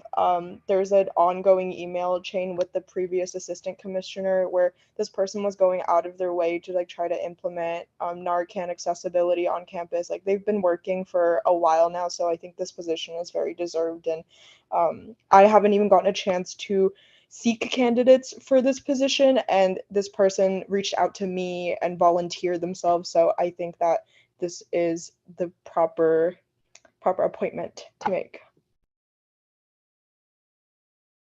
All right. And Sujana? Yeah, it's Karthik.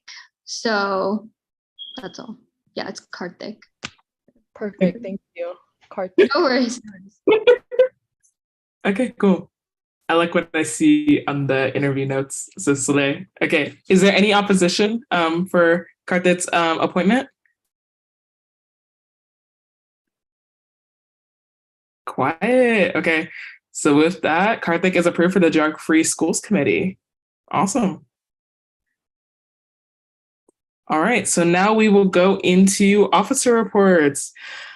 Okay, sorry. And then, question before we do that. ARC, will you notify Karthik? Yes, we can do that. Okay, awesome, cool. Okay, so what has Naomi been up to? Okay, so I'm on the hiring committee for the Title IX Student Advisory Board, so across the UC. So I've been reviewing about 30 applications for undergraduates and graduates to sit on that at different UCs. So that's been fun. We're meeting tomorrow to kind of do some deliberations. So I'm excited to do that. I also got a chance to attend the board of directors Zoom, just because I know we had some issues in the beginning with our appointments, with some kind of miscommunication, I guess, with the retreat that any of them were supposed to attend, but that didn't end up happening. So I just wanted to make sure to go to that meeting to see if everyone was able to make it, which they were, I'm thankful to say. And going forward, I'm definitely going to try my best to attend all of the board of directors meetings. So just definitely got to hear some knowledgeable information about what's up with ASUCLA. So happy to do that. So I actually had to come into the office the other day to sign a bunch of rec forms. So that was cool. It was kind of leftover stipends for folks from last year's council across different offices to sign those to make sure that people get paid for the work that they did. So I was happy to do that. Me and Megan met with Danny last week. That was last week to talk about some HSI initiatives and just the different work that they've been doing since we've heard about like by 2025 that UCLA wants to be deemed an HSI. So just some of the different initiatives, the different working groups that they have. And then Danny said she'll be reaching out, I believe, early fall quarter to set up meetings with other council members to talk about those points and how we can best support. So it was a very insightful conversation. So thank you, Megan, for also attending that with me. I met with Daily Bruin, as some of y'all folks did, to talk about one of the to provide a statement for some of the articles that they're working on, with tips for incoming students about imposter phenomenon and self-care. I met with a group with the Bruin Startup Village, which is an entrepreneurship group that provides tips and resources for folks. That was a really insightful conversation. I posted the budget breakdown. I was really crunching numbers out there. That was hard. I'm not gonna lie, that was hard. It's crunching numbers to make that pie chart and the other information. So that got posted on my page. And like I said, my council will be working to provide more financial transparency going forward. That pie chart hasn't been updated for the past 3 years. So I was definitely happy to do that work. And we'll continue to do work to provide financial transparency to students across the board. We're also having our UCLA McNair conference right now. So I was on campus from 8 a.m. to like 6 p.m. Before this meeting. So with that, I've been definitely getting to meet a lot of people that are also in research, but also in student government. So just getting to talk to them about like some of the different initiatives that their campus is doing is really awesome.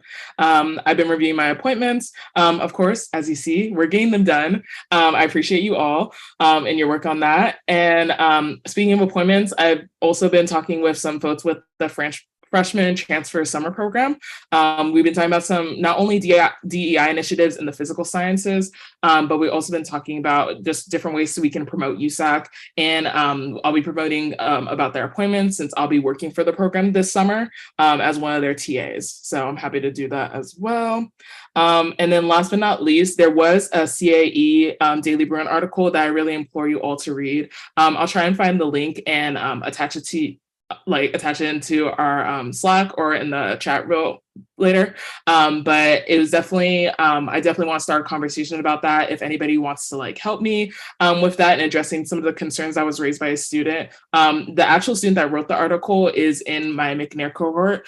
So I would definitely appreciate us working on that issue if possible, if folks want to help. But yeah, I'll attach the article for folks to read it first, and then we can talk about it at a different time. But besides that, I'm passing it on. I don't know, Megan, if you want to say anything out loud or you just everything's going to be written.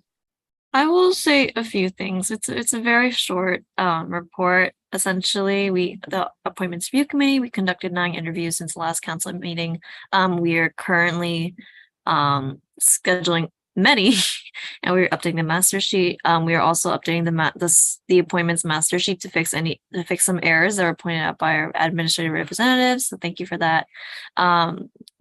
Please look at that if you are one of the people who has like multiple appointments, just because it really gives you a broader view on how many we have to fill for this school year. So thank you for those who have been very diligent with their appointments. Last week I met with HSI liaisons with Naomi to talk a bit about HSI progress and how we can begin to support them as USAC. The IVP office is going to be releasing our general staff applications very soon, hopefully this week or next week. So please look out for that and share that with share that on your social media and those who are interested. I attended a UC Regents meeting recently in San Francisco to support UAW workers in the protest against UC retaliation against protesting and against hotel worker abuse. And then I will also be attending the Student Organizing Summit this weekend, along with some fellow council members to discuss the UCSA campaigns for the upcoming school year. All right, thank you, Megan. Okay, Eva. Hi, everyone. I totally forgot to attempt to do a written report, so my apologies for that. The first big thing that we've been doing is preparing for the Student Organizing Summit with UCSA. It's this Friday through Sunday. So I've been organizing carpools and hotels and meeting with UCSA statewide leaders to really discuss like our visions for the year. I'll report back to y'all at next council what UC-wide advocacy that UCSA will be furthering this year. So stay tuned for that. Last weekend, I was in LA for UCSA's orientation, the second half, where I networked with other EVPs and student leaders across the UC. I also conducted one-on-ones with my chiefs, and I'm attending 2-on-1s with my directors this week to really make sure that we're all on track with everything. We also held our first general meeting where we went over the EVP structure, the structure of USAC as well. And our second one is on Monday. So I'm starting to prepare for that a little bit. Next, I met with Student Affairs and Bruins Vote, and then the new Bruins Vote chair has been selected by EVP. There we conceptualized what our social media kit and style will look like, setting up for the summer and game planning fall quarter to really hit the ground running, to improve civic engagement at UCLA. Next, I finalized a brief on the UC Regents. It really covers like who they are, how to give public comment, and how to engage with them in general, and things like applying to be like a student advocate to the Regents and their regental committees, like really a breakdown of all that. So if you're interested, let me know. We also, UCLA hosts the Regents meetings, like their board meetings 3 times this year, in addition to like 6 separate health services committee meetings. So definitely want to see us really push the Regents on stuff this year. We also, speaking of that, we also are beginning to prep for the September the September Board of Regents meeting. I believe that will be September 19th through 21st. We're looking to push basic needs specifically since the Regents are expected to publish, I think, updated reports on that. So I hope to, in the next coming weeks, work with the Student Coalition for Basic Needs on that, as well as like other interested people in my office, hoping to get more engagement there. I also had a follow-up meeting with Evan, the Facilities Commission, and Bruin Shelter. We met with Safe Parking LA. We also met with the Bruin Hub to discuss data they've collected on super commuters and Bruins who use that service, who sleep in their cars, to discuss the need for a safe parking initiative at UCLA. We'll be analyzing the findings and reconvening soon to discuss next steps, whether we push for like a safe parking initiative, how that looks like. I also attended the Student Coalition for Basic Needs meeting yesterday. Always good to get updates there. Next, I met with Evan and other members in the Facilities Commission to discuss AB 645, which is a speed cameras bill originating from the State Assembly. And then I actually attended a racial equity planning from the American Planning Association. So I think that kind of paired pretty well together. So my office we're probably going to discuss ways to go forward with that. We're also organizing a push for the Midvale Interim Housing Project. It's a project that's open in 2024 within our council district, CD5. It is essentially going to create 30 beds of temporary living space for houseless individuals in the district. And the shelter will provide access to beds, bathrooms, meals, mental health, and like substance abuse treatment options.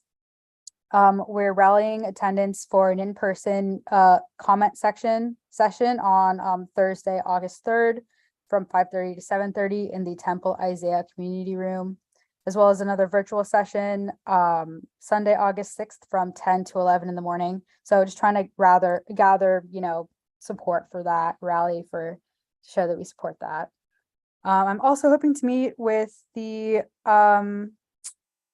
American Indian Student Association, or ASA, to discuss next steps regarding mobilization in support of divesting from the 30-meter telescope. In my office, we've also been discussing, I think we're going to begin discussing like the NIL and like athletes' rights bills in Congress. The federal relations team really is interested in that. So I'm personally like researching a little bit, and I know they are as well. It's a good chance to develop, tighter relationships with admin, since they love that athletics money and status for sure. And that's it for me. Thank you all. Dang, I see you. Okay, moving on to our general rep. Our general rep one, I'm Katie. Go ahead. Hi, I'm just gonna probably drop a written report in the chat. Have a nice week, everyone. Okay, thank you. And then Gabby. Hi, everyone. I'll make this really quick. So I met with the Assistant Vice Chancellor, Mr. DeLuca, and one of the things we spoke about was finding a location for events, and he gave really good advice about that. And then I have a fully formed draft of the Raising Mental Health Awareness event that I spoke about last week, and now I'm moving on to the next steps, which is finalizing the location and the date. And then I'm also in the process of reaching out to organizations that I hope will be a part of the event. And that is all. That sounds super slay. I'm looking forward to it. Okay. And then Jonathan has a room report. I don't know if Jonathan, I think Jonathan had a Protsi. Does Protsi want to say anything, or is it just all on there? Oh yeah, hi. Jonathan could not make it today, so I'm just gonna be taking over and doing his announcements for today.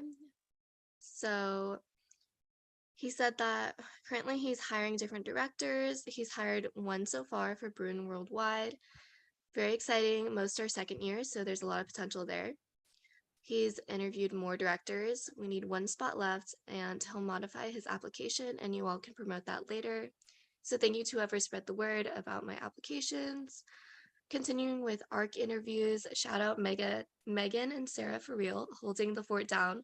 But Jonathan's coming back to America next week, so he should be rather available. He's further refining his platforms to see what can be done. And he's continuing to talk with Anya from UC Berkeley, who is a senator from ASUC, about potential collaborations, such as a Books for Bruins equivalent in UC Berkeley, as well as the cross-UC resource sharing. And they'll meet in September, and their president is excited for any collaboration. Love that. Mr. Worldwide coming back. Okay. Thank you so much. I appreciate you. Okay. So now let's move on to Academic Affairs Commissioner, Sujana. Yes, hi everyone. I hope you're all doing well. So this previous week, I met with Emma Landry, who is the GSA, the Grad Student Association VP of Academic Affairs, so kind of my counterpart, to discuss a joint USAC and GSA proposal regarding incomplete notation. So that's ongoing. And then the advice I received from the Senate was to do a joint thing with GSA. So we're in the process of doing that. And on that issue, I was able to meet with Corey Hollis on that as well. And she provided tons of really good information and objective, kind of feedback about that. I learned a lot about how internal transcript marking works and why so there could be an issue regarding, the removal of permanent incomplete notations because it affects like judging when students are on academic probation and so on. So just going to be kind of really ironing out the logistics of that. And that was helpful because I obviously want to present, the most complete resolution possible. So I want to make sure that I really can come up with a counter to every possible issue with that. I will also be meeting with Frank from the registrar on August 10th. And so Corey actually very generously offered to be present at that meeting as well. So that's just going to be helpful to get the statistics and more details that I need to put together a proposal. Regarding 195 CE internships, Eva Chiaying and I have followed up with Shalom Staub from the Center for Community Engagement, and they're still, planning on connecting us to the UCLA team for development. So hopefully that does happen soon. I actually met with Mick DeLuca as well, along with Gabby and Sarah, and he did provide lots of really great advice and feedback, and especially regarding my midterm stress relief week. It was interesting. I learned a lot about how, again, renting spaces works. There's a fee for someone to go like turn off the sprinklers and turn them back on, and like, et cetera, right? So it's a lot. I've generally been working on the stress relief week. I tried to request a Wilson Plaza reservation, but then they said like there's actually like a whole process. Like I need my signatories, so I didn't realize that. So I have to do that. And this week, I'm going to be sending out everything to all the necessary kind of partners for that week. So the dog handlers, it's a Wag the dog or something, which Mary Romo connected me with, and then Guayaki, et cetera, I had my third commission-wide meeting this past Sunday, July 30th. That meeting was all about taking a really in-depth look at the various retention and education projects of the MOs, Mother Org. So shout out Alicia, because we discussed CalMCAC. So that was, exciting, and really discussing their priorities and figuring out points of collaboration with these MOs, because that's a very important relationship for AAC and for myself. I care deeply about that.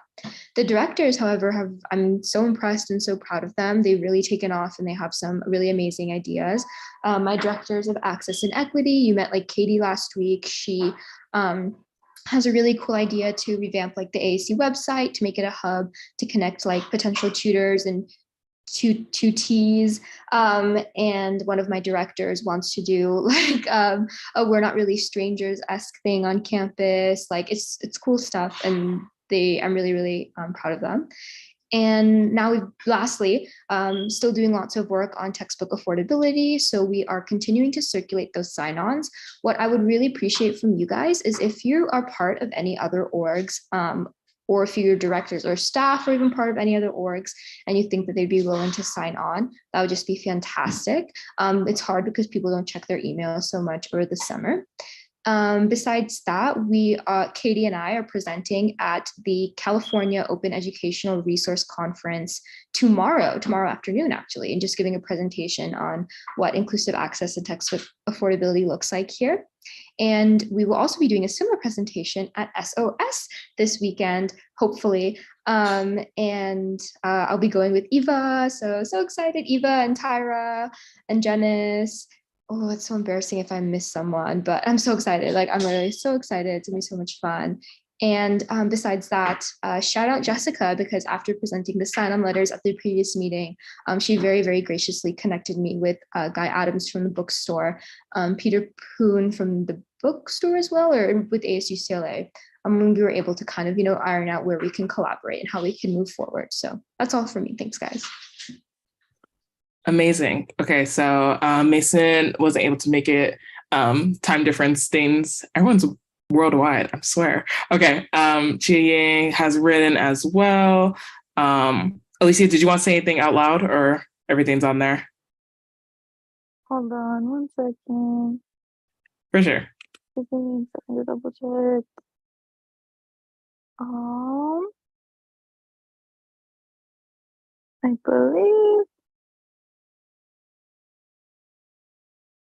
I believe we're good. I just want to say we got, fun little broom bash update. We got our offer letters sent out for a headliner. We're doing that for our openers next. Openers. Keep it ominous for next week. And then we decided our DJs. And yeah, we did also work out budget. Very, very detailed. We worked out our detailed budget with Fernando. So shout out Fernando. He is the best. He helped us out a lot. Yeah, that's all. But you can see the rest of my updates in those sheets.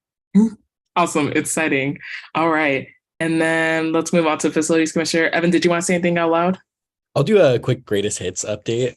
So the one that I definitely want to flag first is, so Eva brought up the interim supportive housing project. Definitely want to get support out there. It's actually linked in the first part of my little update. You're supposed to RSVP for both sessions. So either if you're coming in person, that's the Thursday, August the 3rd, or if you're going to be attending virtually, Sunday, August the 6th. So I do have the link in there. And then it also has all the information if anybody's interested in attending either of those meetings. Quickly, with access and infrastructure, we met with Emily Hahn, who's the UCLA active transportation director. She talked a lot about different active transportation improvements, but the big one was e-scooters. So a lot of things that are coming to e-scooters, a lot of changes that are hopefully going to make it a little bit safer. You can catch me getting arrested by Joe Bruin this week, or I guess getting ticketed by Joe and Bruin this week, because I'm going to be being a renegade on my scooter. So that video will be coming out at some point, as everybody, I'm sure, love to see. Super excited about that one. Eva and I, we've been collaborating on a lot of different initiatives. The big one is the Bruin Access Hub, or the Bruin Commuter Hub. We had a meeting with them, trying to see where we can kind of fill in some gaps for commuter students, especially super commuters, and then also seeing where that kind of intersects with housing insecurity. We're really excited to be continuing with the UCLA City Lab as well, who was very instrumental in getting that commuter hub built up. Hopefully they can help us out with some of that research process. Another fun one, as I met with Roy this week, we were talking about the Lily Shaw Disability Cultural Center, but really kind of our focus shifted just towards the larger, I guess, like facilities issues that we have at UCLA, just because there's so much space that's being confined. And there's so many different organizations that need space and that need that community and cultural space. So we were starting to brainstorm some of those long-term ideas and long-term solutions. A lot more to be coming out on that topic, but just a little intro to that one. We also attended a town hall with Congressman Brad Sherman, talked about the Sepulveda Transit Corridor. It was kind of brutal. He was not a fan. He was not supportive of that at all, but no worries. At least we have a place to start. He represents the Valley and is a very critical component to get on to this whole coalition that we're trying to build about the Sepulveda Transit Corridor, about trying to get that direct station at UCLA. So us in government community relations, we're going to be following or scheduling a follow-up meeting when he is here in district to really lobby on that SDC. We also met with the Buy Your Values Committee. We were discussing ethically and locally sourced apparel. We're going to be collaborating with ASUCLA to specifically try and get apparel to be created in the fashion and the garment districts in Los Angeles and be created in a sustainable and ethical way. So right now, all of our contracts are with like mega corporations that are, very questionable on all different types of regards. So we'd really like to see some of that production localized and also give back to the local economy. So we're really excited to be pursuing that one. And we brought it up to ASUCLA, at least as initial. They were very interested in it and seemed pretty open. So hopefully we'll be able to get some progress with that.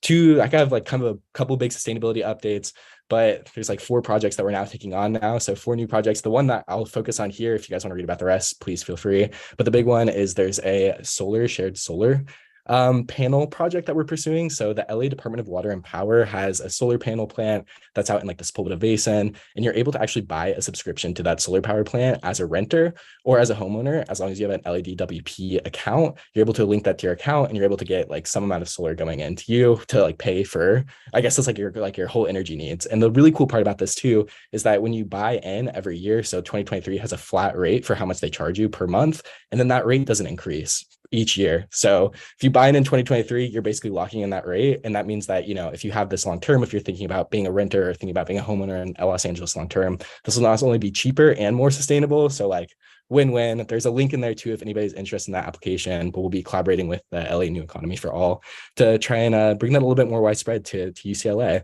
My final kind of points is we had a lot of meetings this week with my executive board to discuss about transparency and just increasing transparency, especially with TGIF and the Facilities Commission. Some of the ideas that we came up with: one, I've posted now commissioner office hours on our Instagram. This is just a great place. Yeah, I try to give as many office hours as I could have too. So hopefully, obviously I haven't got any hits yet, but if anybody is interested in talking anything FAC or the Green Initiative Fund, that resource is there. We're also creating a monthly newsletter called All FACCess. That's access with an F. So yeah, we'll be able to send out more information about that if you guys want to subscribe and get all of the FAC updates. The other big one too we talked about, and this is something that we'll be discussing a little bit later, is the current USAC website and maybe some creation of some more specific kind of branches of the website, because it needs a little love, needs a little TLC. And then also I will shout out Eva too, because I'm totally stealing this idea. I'm going to do a 1-minute little update once this council meeting ends, because I think that's really helpful. But yeah, that's all I got. Thank you all so much. Love it. Okay, cool. Let's go into Financial Supports Commissioner Sarah.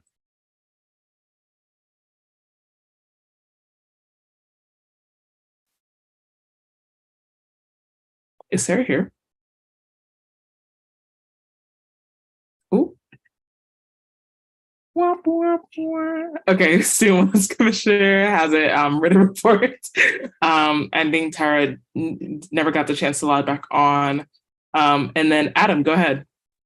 Hey everyone, I have a couple of updates. So we're working on launching a program with UCLA Dining to try and bring more authentic international recipes to dining halls. We discussed this with UCLA Dining a month ago, and so now we're working on a proposal to try and launch this. We're also working on a social media relaunch because our Instagram is currently all over the place and we want to try and organize that.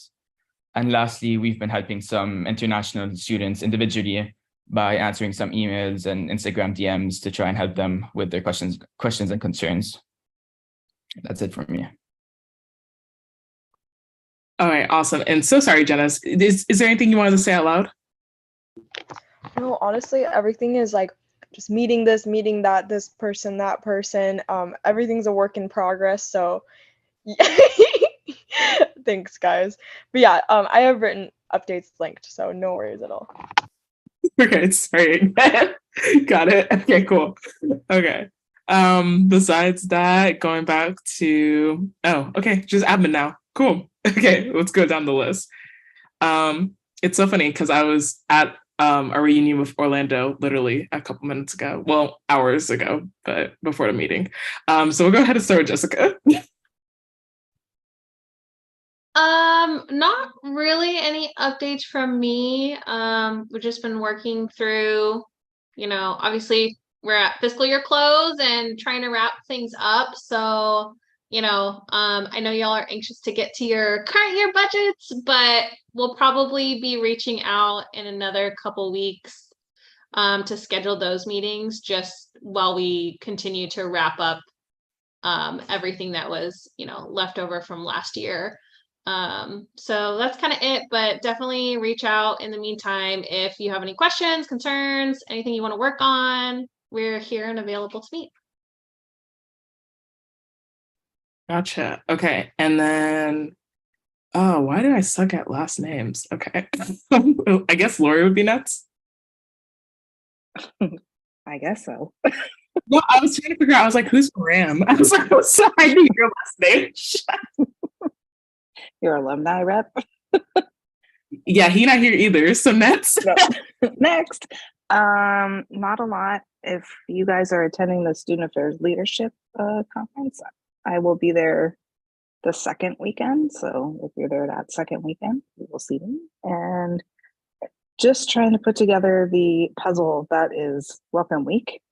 And we at Recreation open for space reservations on August 23rd.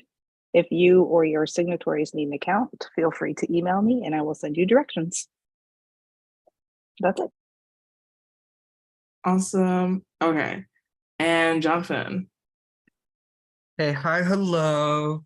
Hope your summers are well, you're staying cool. I don't have a ton for you all today. I did promise I would quickly go over again the secondary appointments system that we have going on now.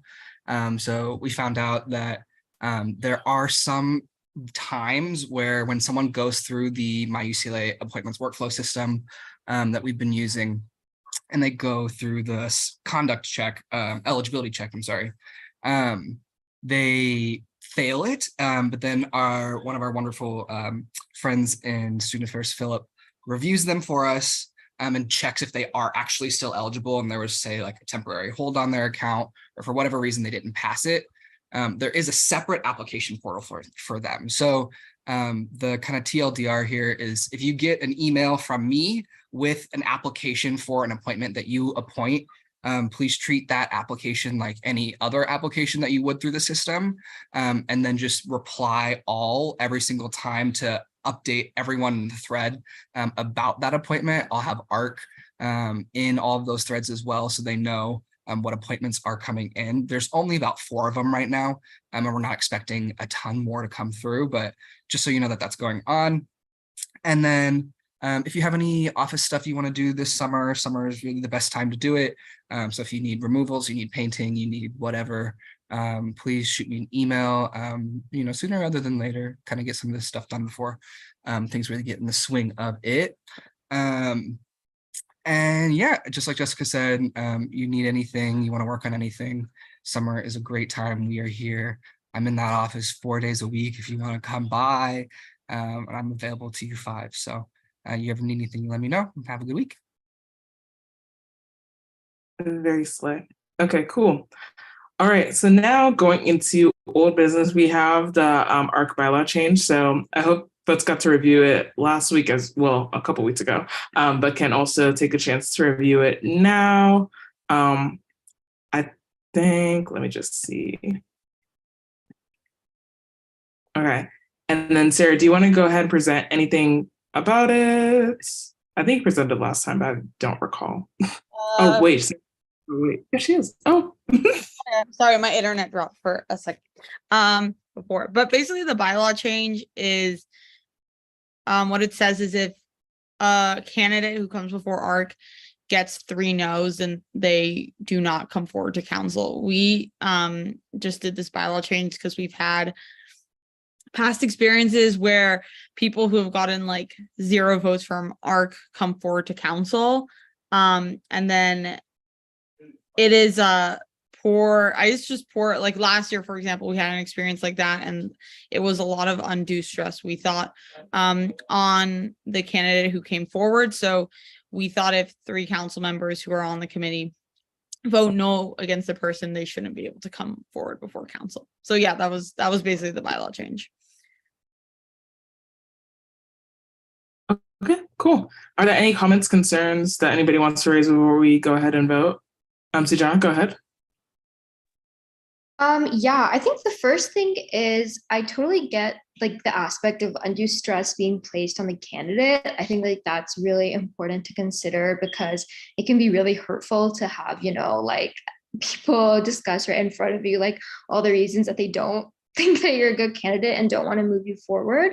But I guess the one area that I think the one thing that I would just want us to consider and to discuss, this is not me saying that I'm not necessarily in favor of the bylaw change, this is just something that comes to mind, is that I remember like we have had a couple candidates come already where, for example, there was like a vote and then in comparison to the ARC vote, there were like, comments about how, okay, the concerns that they had at the ARC meeting were addressed.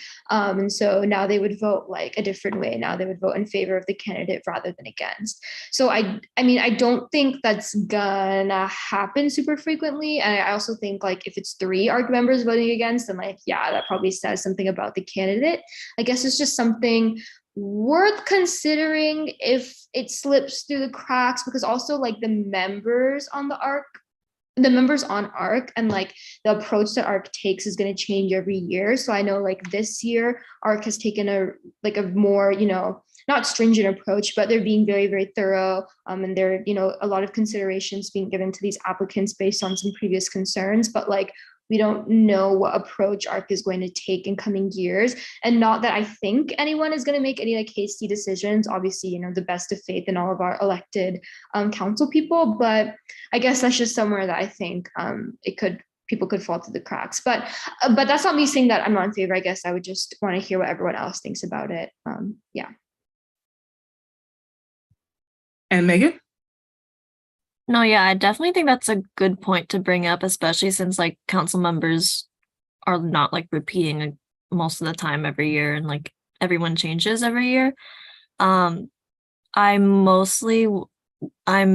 in favor of this bylaw change, not just because I'm I am the chair of the appointments review committee, but also like I've always felt that ARC we don't have a lot of power. And that was something I talked about with my predecessor before as well. If a council member recommends a candidate and like we all vote no, they can still bring them forward to council. And despite like concerns, they will most likely be voted in if they are brought to council. So those were like the concerns that I had. But I definitely do agree with you that like every year, like council members change and like ARC changes every year. So I do think that's important as well. I think before when me and Sarah were discussing this this bylaw change, I actually brought up maybe if the candidate does not get 2 out of 3 votes, they are not able to move forward. But I think this is better with if everyone just says no in general, then they should not be brought forward to council. Yeah, I like how it's like they all have to say no, because people can have it stamped for different reasons. Like we had it, for example, today, different appointments, like you personally worked with them, so that wouldn't be like taken into consideration. I will just say, as someone that like was on ARC last year, I definitely think I think ARC was thorough last year because of like the bylaws and the rules that are associated like with Megan's position, with the IVP position and how ARC should run. So I don't think much would change in like the process of ARC like year to year by different council members. So I'm also for this bylaw change. I think it's very useful in giving ARC at least some power, as they are interviewing a ton of folk. And if they're all three of them are saying no, like I agree with their position in that case, and be like, we should not be moving forward with this candidate. If for some odd reason, like say like how we had the instance today, where like, they didn't fill out that appointment application properly the first time, nothing is stopping that applicant from reapplying. I've had that scenario already where an applicant wants to reapply for a role. I'm giving them the opportunity. I'm still going to review their application because these appointments got to be filled one way or another. So I'm definitely happy to give feedback to applicants that want it. So definitely there's that opportunity as well. So I think in that case, I hope that helps with some of the concerns raised. But yeah, we can definitely, if anybody else wants to talk about it, I'm happy to continue the discussion. Megan? I'd also like to bring up that if a council member is very like particularly insistent on a specific candidate, ARC, we don't vote immediately after the interview. Most of the time, like we like take our time to like think about it. So if we have concerns about a particular candidate, we can definitely discuss that with the council member and base our vote on that as well as the interview. Just so that it's not solely based on like their application or solely based on their interview.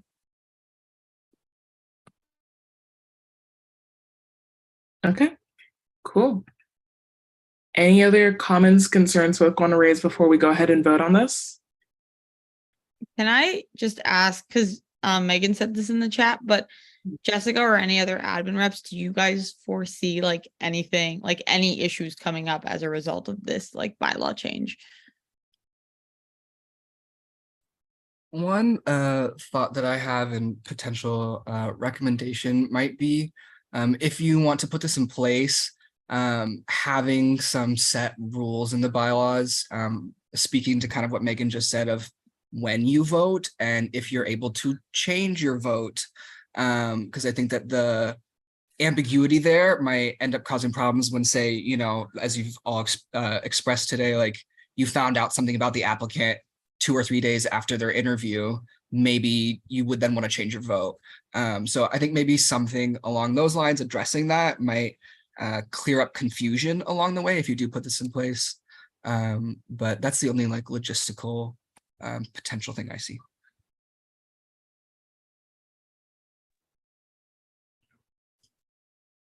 Fernando? More so just to add on to what others were saying, like the past 4.5 years I've been here, there have been a good chunk of 03 recommendations that were appointed. I wouldn't say like they were appointed because they made it this far, but more so because they were able to change like all of the 15 council members' minds based on the recommendation. There's also the possibility of them just having a bad day during that ARC interview. But again, I think like when like Megan and Sarah were negotiating whether 2 or 3 is enough. It's just stuff to think about. Because for the most part, even though there's a good, I say there's a good chunk of 03 coming in and redeeming themselves because there's not a lot of 03s. And also like Jonathan said, rules, like does it have to be strictly 03? Does a 02 and an abstention doesn't count? So it's more so just speaking on that. Thank you. Sarah? I was thinking that if we do this bylaw change, it would be 0, like it would have to be 3 no's specifically. That way, if someone like abstains, they can still like, I would say that they should still be able to come to council. I just also thought that like, at least quite like to be fully transparent, sometimes when there is a 03 or there is a case when someone comes forward and they don't do well in the interview and then they come to council, I think there has been, at least on my end, some hesitancy to fully grill a candidate, quite honestly, if they're also right in this council meeting to for full transparency. So that has sort of been also another reason why I think like if fully also also, to be fair, the people who are going to be on ARC typically choose to be on ARC, so we can assume that they have like some interest in finding at least some good candidates. That if those are the two assumptions, I was just thinking that if 3 council members vote no, that like we should try to find someone else, or they can resubmit. But if like a lot of people are opposed, we could definitely add question. Also, follow-up question, do we add it to this bylaw change, or do we do a new bylaw change? Like to add, like, it has to be all 3 no's and like, et cetera, et cetera. Jessica? Yeah, just to Sarah's point, you can make amendments to this language that you have now instead of doing a subsequent bylaw change. So if it makes sense to add on or slightly adjust the wording, you certainly are in a open period of being able to have that conversation. And then the other thing that I also kind of wanted to echo, just a point that Naomi made about, a candidate may be eligible to like reapply or even apply for a different appointment. I think it would be good to also kind of explicitly say that in this bylaw change. So something along the lines of further clarifying that they're not eligible to appear before council for this particular appointment, but may reapply to the appointment or other appointments, however you want to word it, but just also putting that in there so that it is clear that you're not saying they are not eligible to appear before council, period. You're just saying, not for this particular appointment. And if you want to go through the process again and reapply. And then really quickly, I also just wanted to, just as some feedback for what I've seen over the years for appointments. A lot of times it's hard for the candidate to necessarily be very prepared, especially if they are newer to campus or maybe newer to student government and the role that they're applying for. And, certainly there's always some expectation for them to do their research on their own before they come to these interviews. But even still, sometimes the interview process is daunting and intimidating.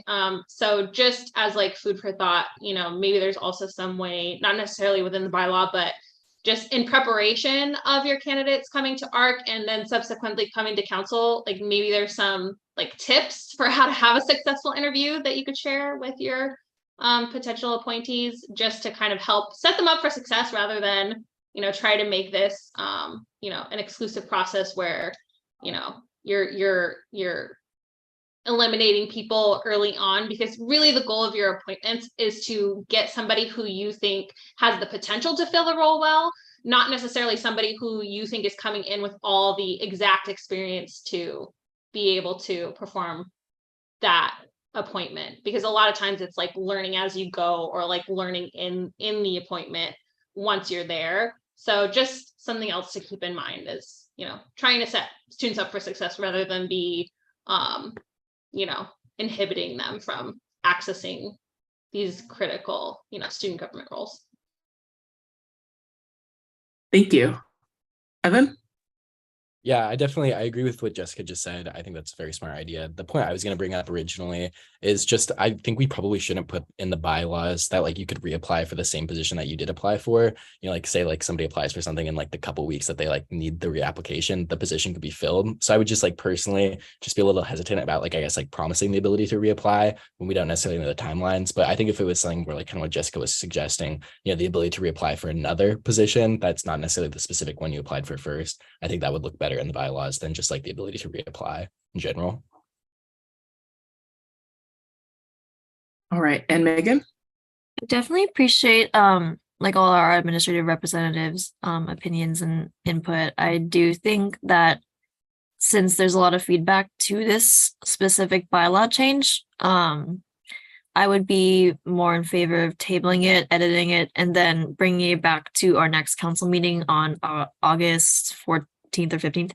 And then discussing that as well with the rest of the council between these 2 weeks that we have.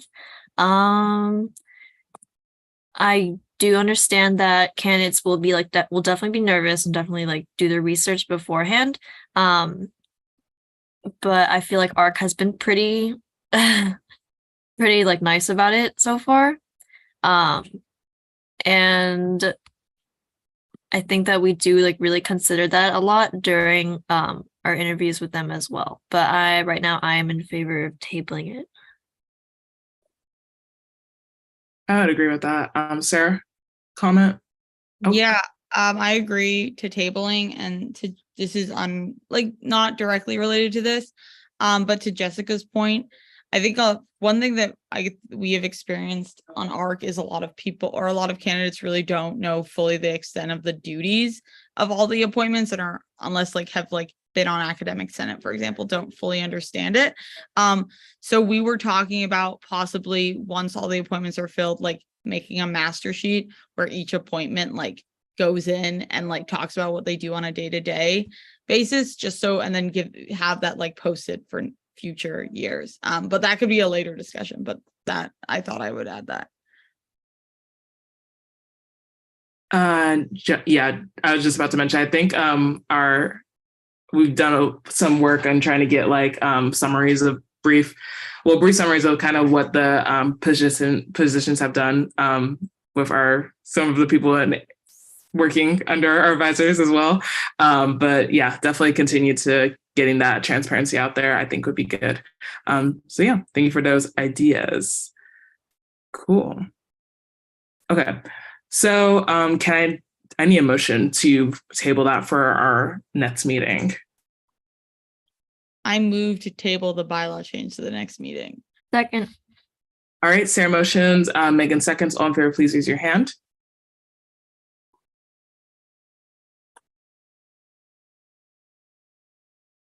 All right, please lower your hands.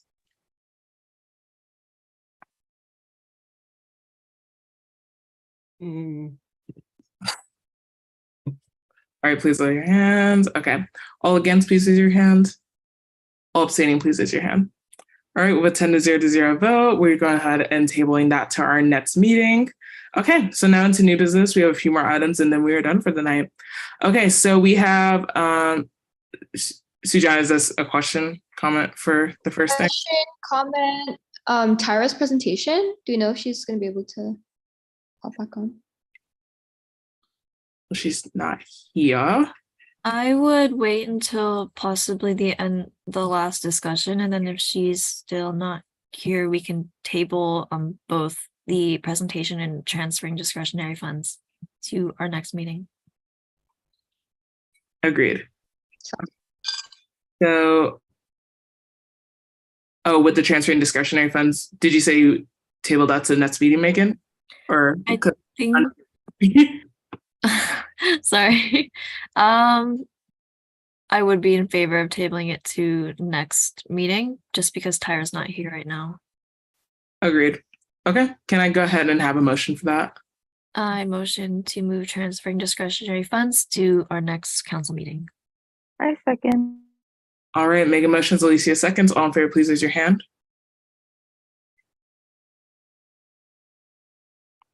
All right, please lower your hands. All against, please raise your hands. All abstaining, please raise your hands. All right, with a vote of 9 to 0, we go ahead and table that to our next meeting as well. Okay, so Evan, I'm gonna go ahead and have you kick us off with USAC website and improvements today. Yeah, I think this should be relatively quick. I just had a conversation with Jessica and we're actually going to be transitioning the USAC website over to Squarespace. She can probably provide some more information about it, but we kind of thought that like the fact that we're kind of refreshing the website would probably be a great, a little bit like a new like website layout. I think that there's a lot of things that are kind of missing from the USAC website that would be very helpful to have. One of the ones that I had initially reached out about is I would be very interested in having like a fact specific website. I think that like people have very much so a perception that USAC is just like this, like we're just meeting like once a week and they don't understand like the commissions and all the things that are like actually happening that make up, 95% of the workload. I think that would be fantastic if we could have maybe specific or individual websites too that could be like link to that like master USAC website that could give more information about each individual commission, the projects that we're pursuing. Obviously, like it would be like, you know, if anybody's interested, we wouldn't like force that upon anybody, but I thought that was an interesting idea. Also could just help just centralize everything and kind of make the USAC website a little bit better. I know there's probably a lot of different issues that we have with it, so I'll go ahead and happy to hear the discussion. Definitely. Yeah, I got some issues to bring up, but Alicia, go ahead. Oh, this is a little bit narcissistic, but I was actually wondering like the responsiveness of the webmaster, because I also want to, like, I used to have a website, but it wasn't like a USAC website, if that makes sense. It was our personal, but then it got like lost. So I was just wondering if like with this improvement, could it be feasible to have other USAC commissions and offices URLs made, and like how would that look like for their workload? More to admin, more of a question to admin.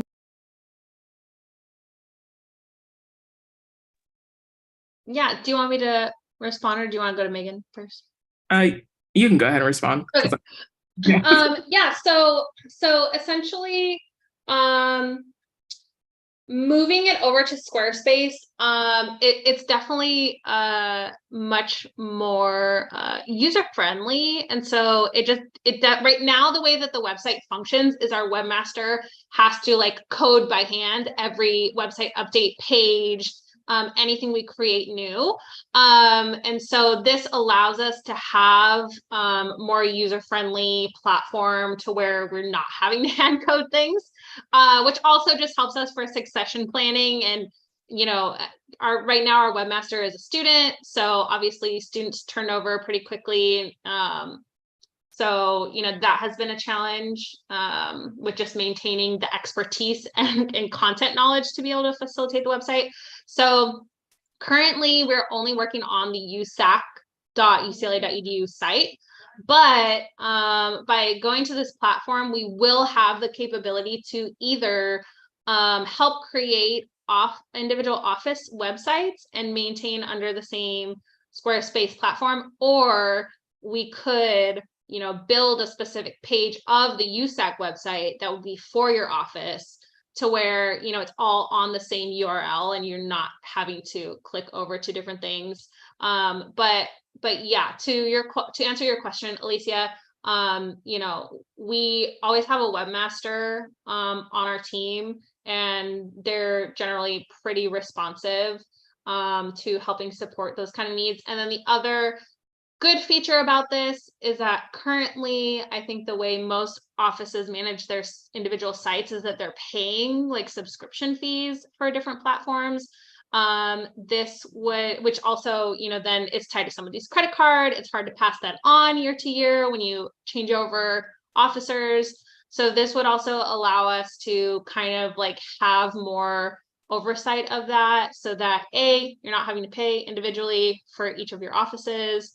And then B, you know, there's no risk of losing your site or having it hacked and not being able to, you know, get back into the site, because we'll also have the support of our ASUCLA IT services team.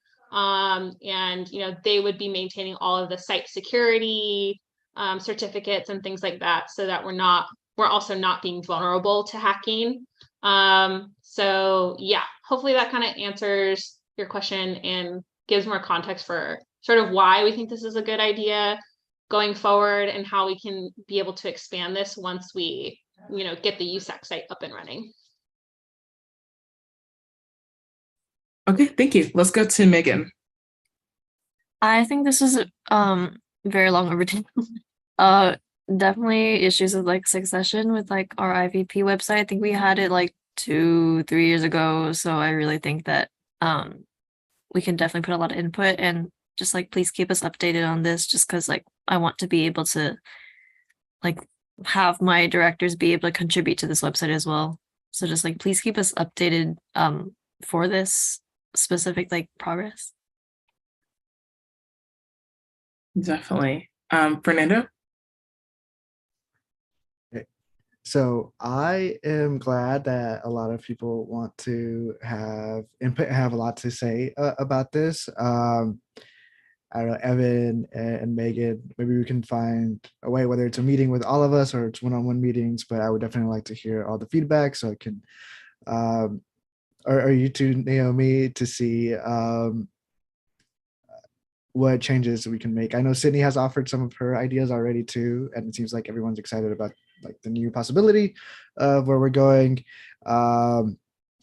And going back to Alicia's original question, when it comes to the current webmaster right now, he helps with all of the websites that we have jurisdiction over. When it comes to the third-party websites, whether you went online to buy a domain or something like that, or there's just a different platform with different passwords and stuff like that, and it's not a UCLA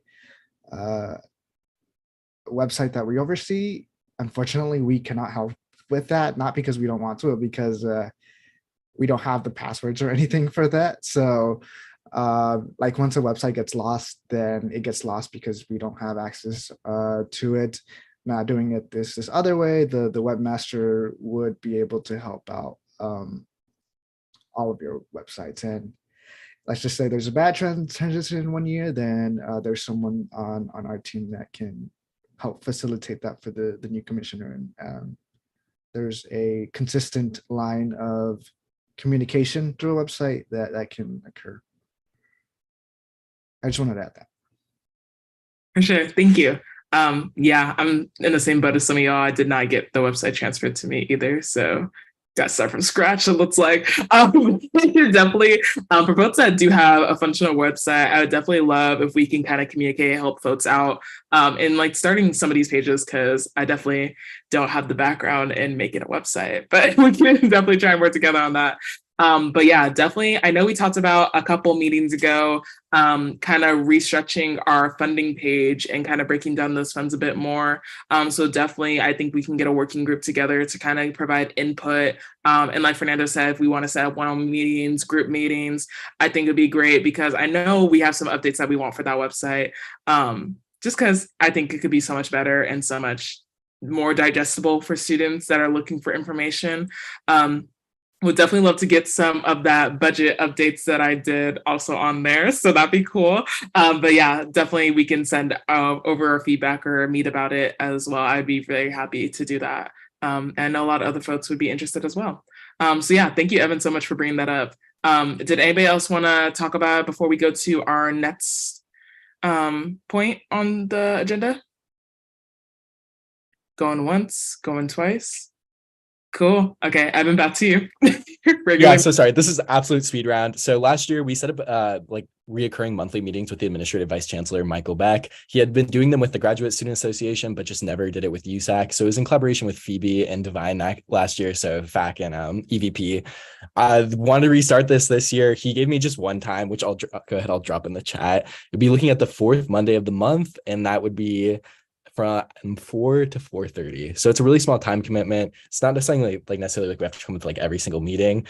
But what would be fantastic is like, you know, if you have issues that kind of fall under the wheelhouse of AVC Beck, because he just covers just like so many different aspects of like life on campus. So I think it'd be a great kind of opportunity to just kind of have that direct administrative contact. So I was wondering, hopefully I could get like maybe like a raise of hands or something, and I can like include everybody in like those conversations. Which I do, Naomi, I don't know. Or you can message me separately. Like, I don't know, especially to do this.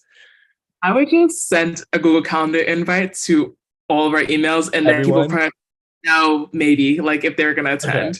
Okay. Because Easy. Yeah. Well, I did that. Maybe the decal invite won't be coming from me, but I'll go ahead. I'll send whoever like the assistant is to back all 14 of our emails. But yeah, it should be totally fine. Yeah, that, or even just to get in the calendar, like you can make like a fake, not a fake one, but just like a placeholder. That too, like that works. If you don't want, if their assistant can't do it, but yeah, Sujana. Oh, my bad. I left my hand raised. Oh, you're good. Okay. Cool. Okay. And now, okay, so yeah, it was only that one time that was provided, right?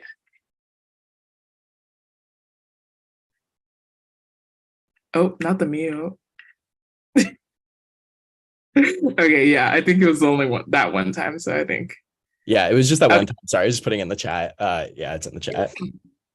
Okay. Awesome. Thank you so much. I appreciate that. And inviting folks. I appreciate that. Okay. So now on to my topic for next meeting. I'm hoping we can do it on August 14th at 7 p.m. And that's only because the UC Council of the Presidents is having their retreat, and I believe the EVPs are coming as well from across the UCs. And they had booked my plane ticket back during our kind of close to our meeting time on Tuesdays. So I would not be.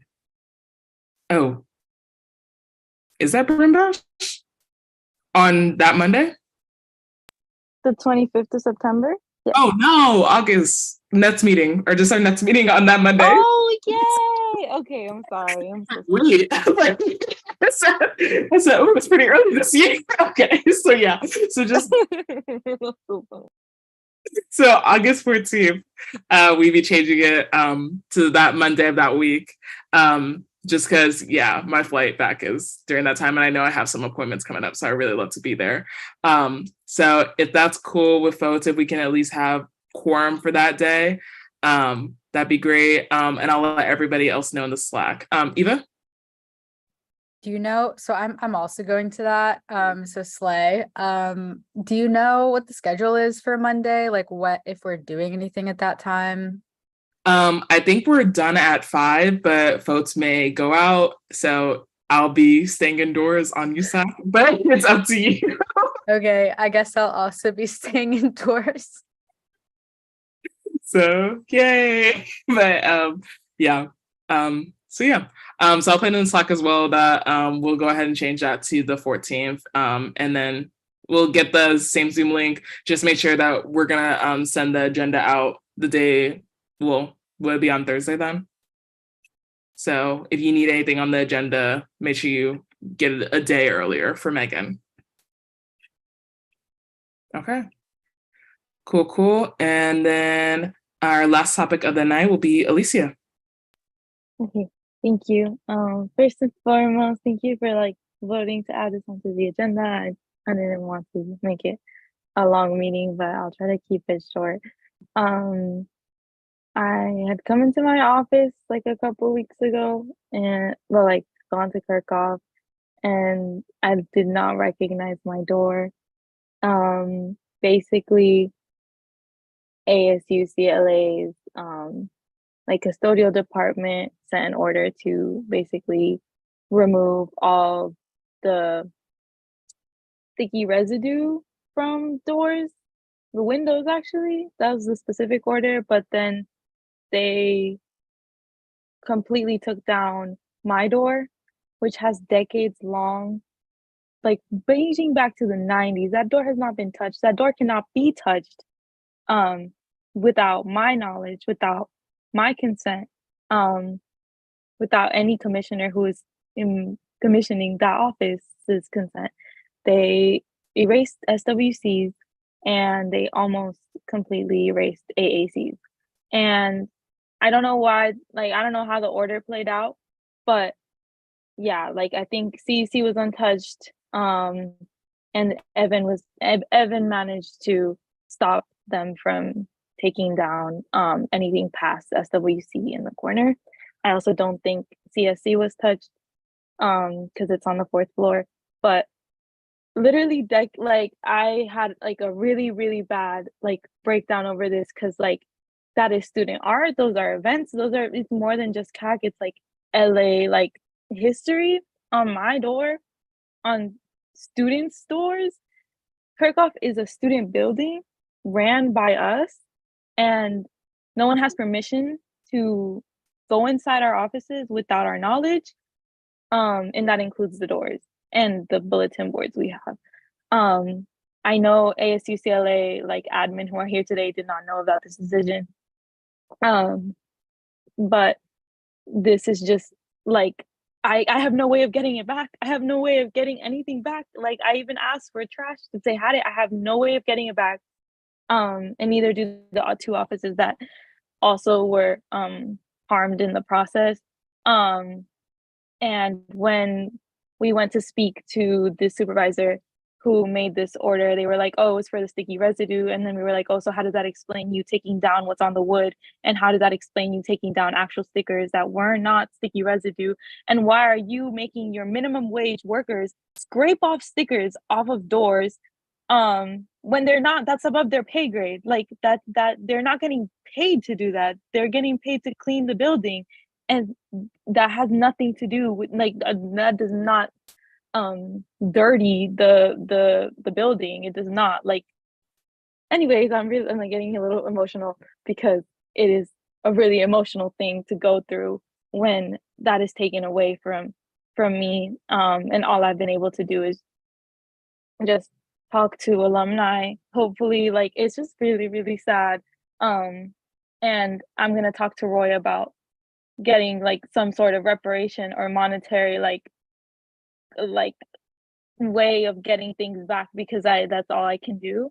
But this cannot happen again. This cannot happen ever. So I'm just like voicing this to everyone on council, because it needs to be reminded that this is a student building, that it just cannot happen. And I feel like ASUCLA needs to improve their communication with building managers, in terms of like what happened, because every single office is student owned except for Korea Basis and like everyone in the ASUCLA side. But yeah, thank you. No, yeah, sharing the same sentiments as other people in the chat. I'm definitely sorry that happened, Alicia, and the other just offices that were affected. I know, like, when Evan had originally posted in the Slack, you said that there was like a new custodial director. So yeah, definitely just communication about like the offices. Like, I definitely think we can definitely have that conversation with ASUCLA, be like, hey, like, just to make sure, like how you said, going forward, like this never happens again to those doors. Jessica, if you want shed more light or what we can do. Yeah, thanks, Naomi. I just really first just wanted to say, I mean, certainly to Alicia, but then of course other offices that were also impacted. We really feel awful that this happened. Certainly, had we known, we would have, questioned, and, we would have been against any kind of work on your doors. And definitely when Evan kind of like came down and made us aware that it was happening, we did get in contact with our facilities director immediately, and she was able to put a quick stop to it. So it seems like they probably just entered from that particular side of the hallway and we're just going door by door. So unfortunately, a few doors were cleaned up. But I also just wanted to say, hopefully you got my email, Alicia, that I sent to you, because I did talk to Love when she came down to my office as well. But absolutely, like, anything we can help replace, or at least, like, if you're able to retrieve artwork and we can help reproduce, we're totally happy to, take on the cost for that and get anything reproduced, just to at least restore some of the door, because again, like, we truly like take to heart how sentimental and historical like these spaces are to you all. So it absolutely did not come from any place of like disrespect or intention to disrespect your offices. So, for sure, this will not happen again. We've all talked about it. We've all had multiple conversations about it, at least on our administrative team side. But yeah, just to also, SWC, and I don't know if you said AAC's door, whoever else's door had things removed. If you can kind of help us identify like what it was, or at least like get us the artwork for what it was, we're happy to reproduce it and replace it as best as we can, understanding that obviously it's not going to have the same sentimental value, but we want to try to make it right and all we can really say is we're so sorry that this happened, and we definitely will make sure that there's better communication and that this doesn't happen in the future. Thank you, Jessica. Thank you, Jessica. So yeah, for the offices that were affected, definitely reach out, and if I don't know how, whatever I can do to best support, please let me know, and I will definitely try my best. But yeah, I think just going forward, like Jessica said, they had that conversation about this not happening again. So just making sure that it does not, because like you said, there's a lot of history in these offices, a lot of events, a lot of hard work that's just gone into these different things. Okay.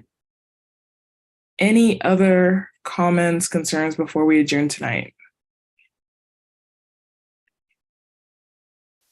Okay. With that, our meeting is adjourned at 9:34 p.m. Thank y'all so much for coming today, and I will see you next time. Thank you. Good night, everyone. Wait, we didn't vote to Tyra. table. We'll just add on to the next agenda. Okay. That's me. Yeah.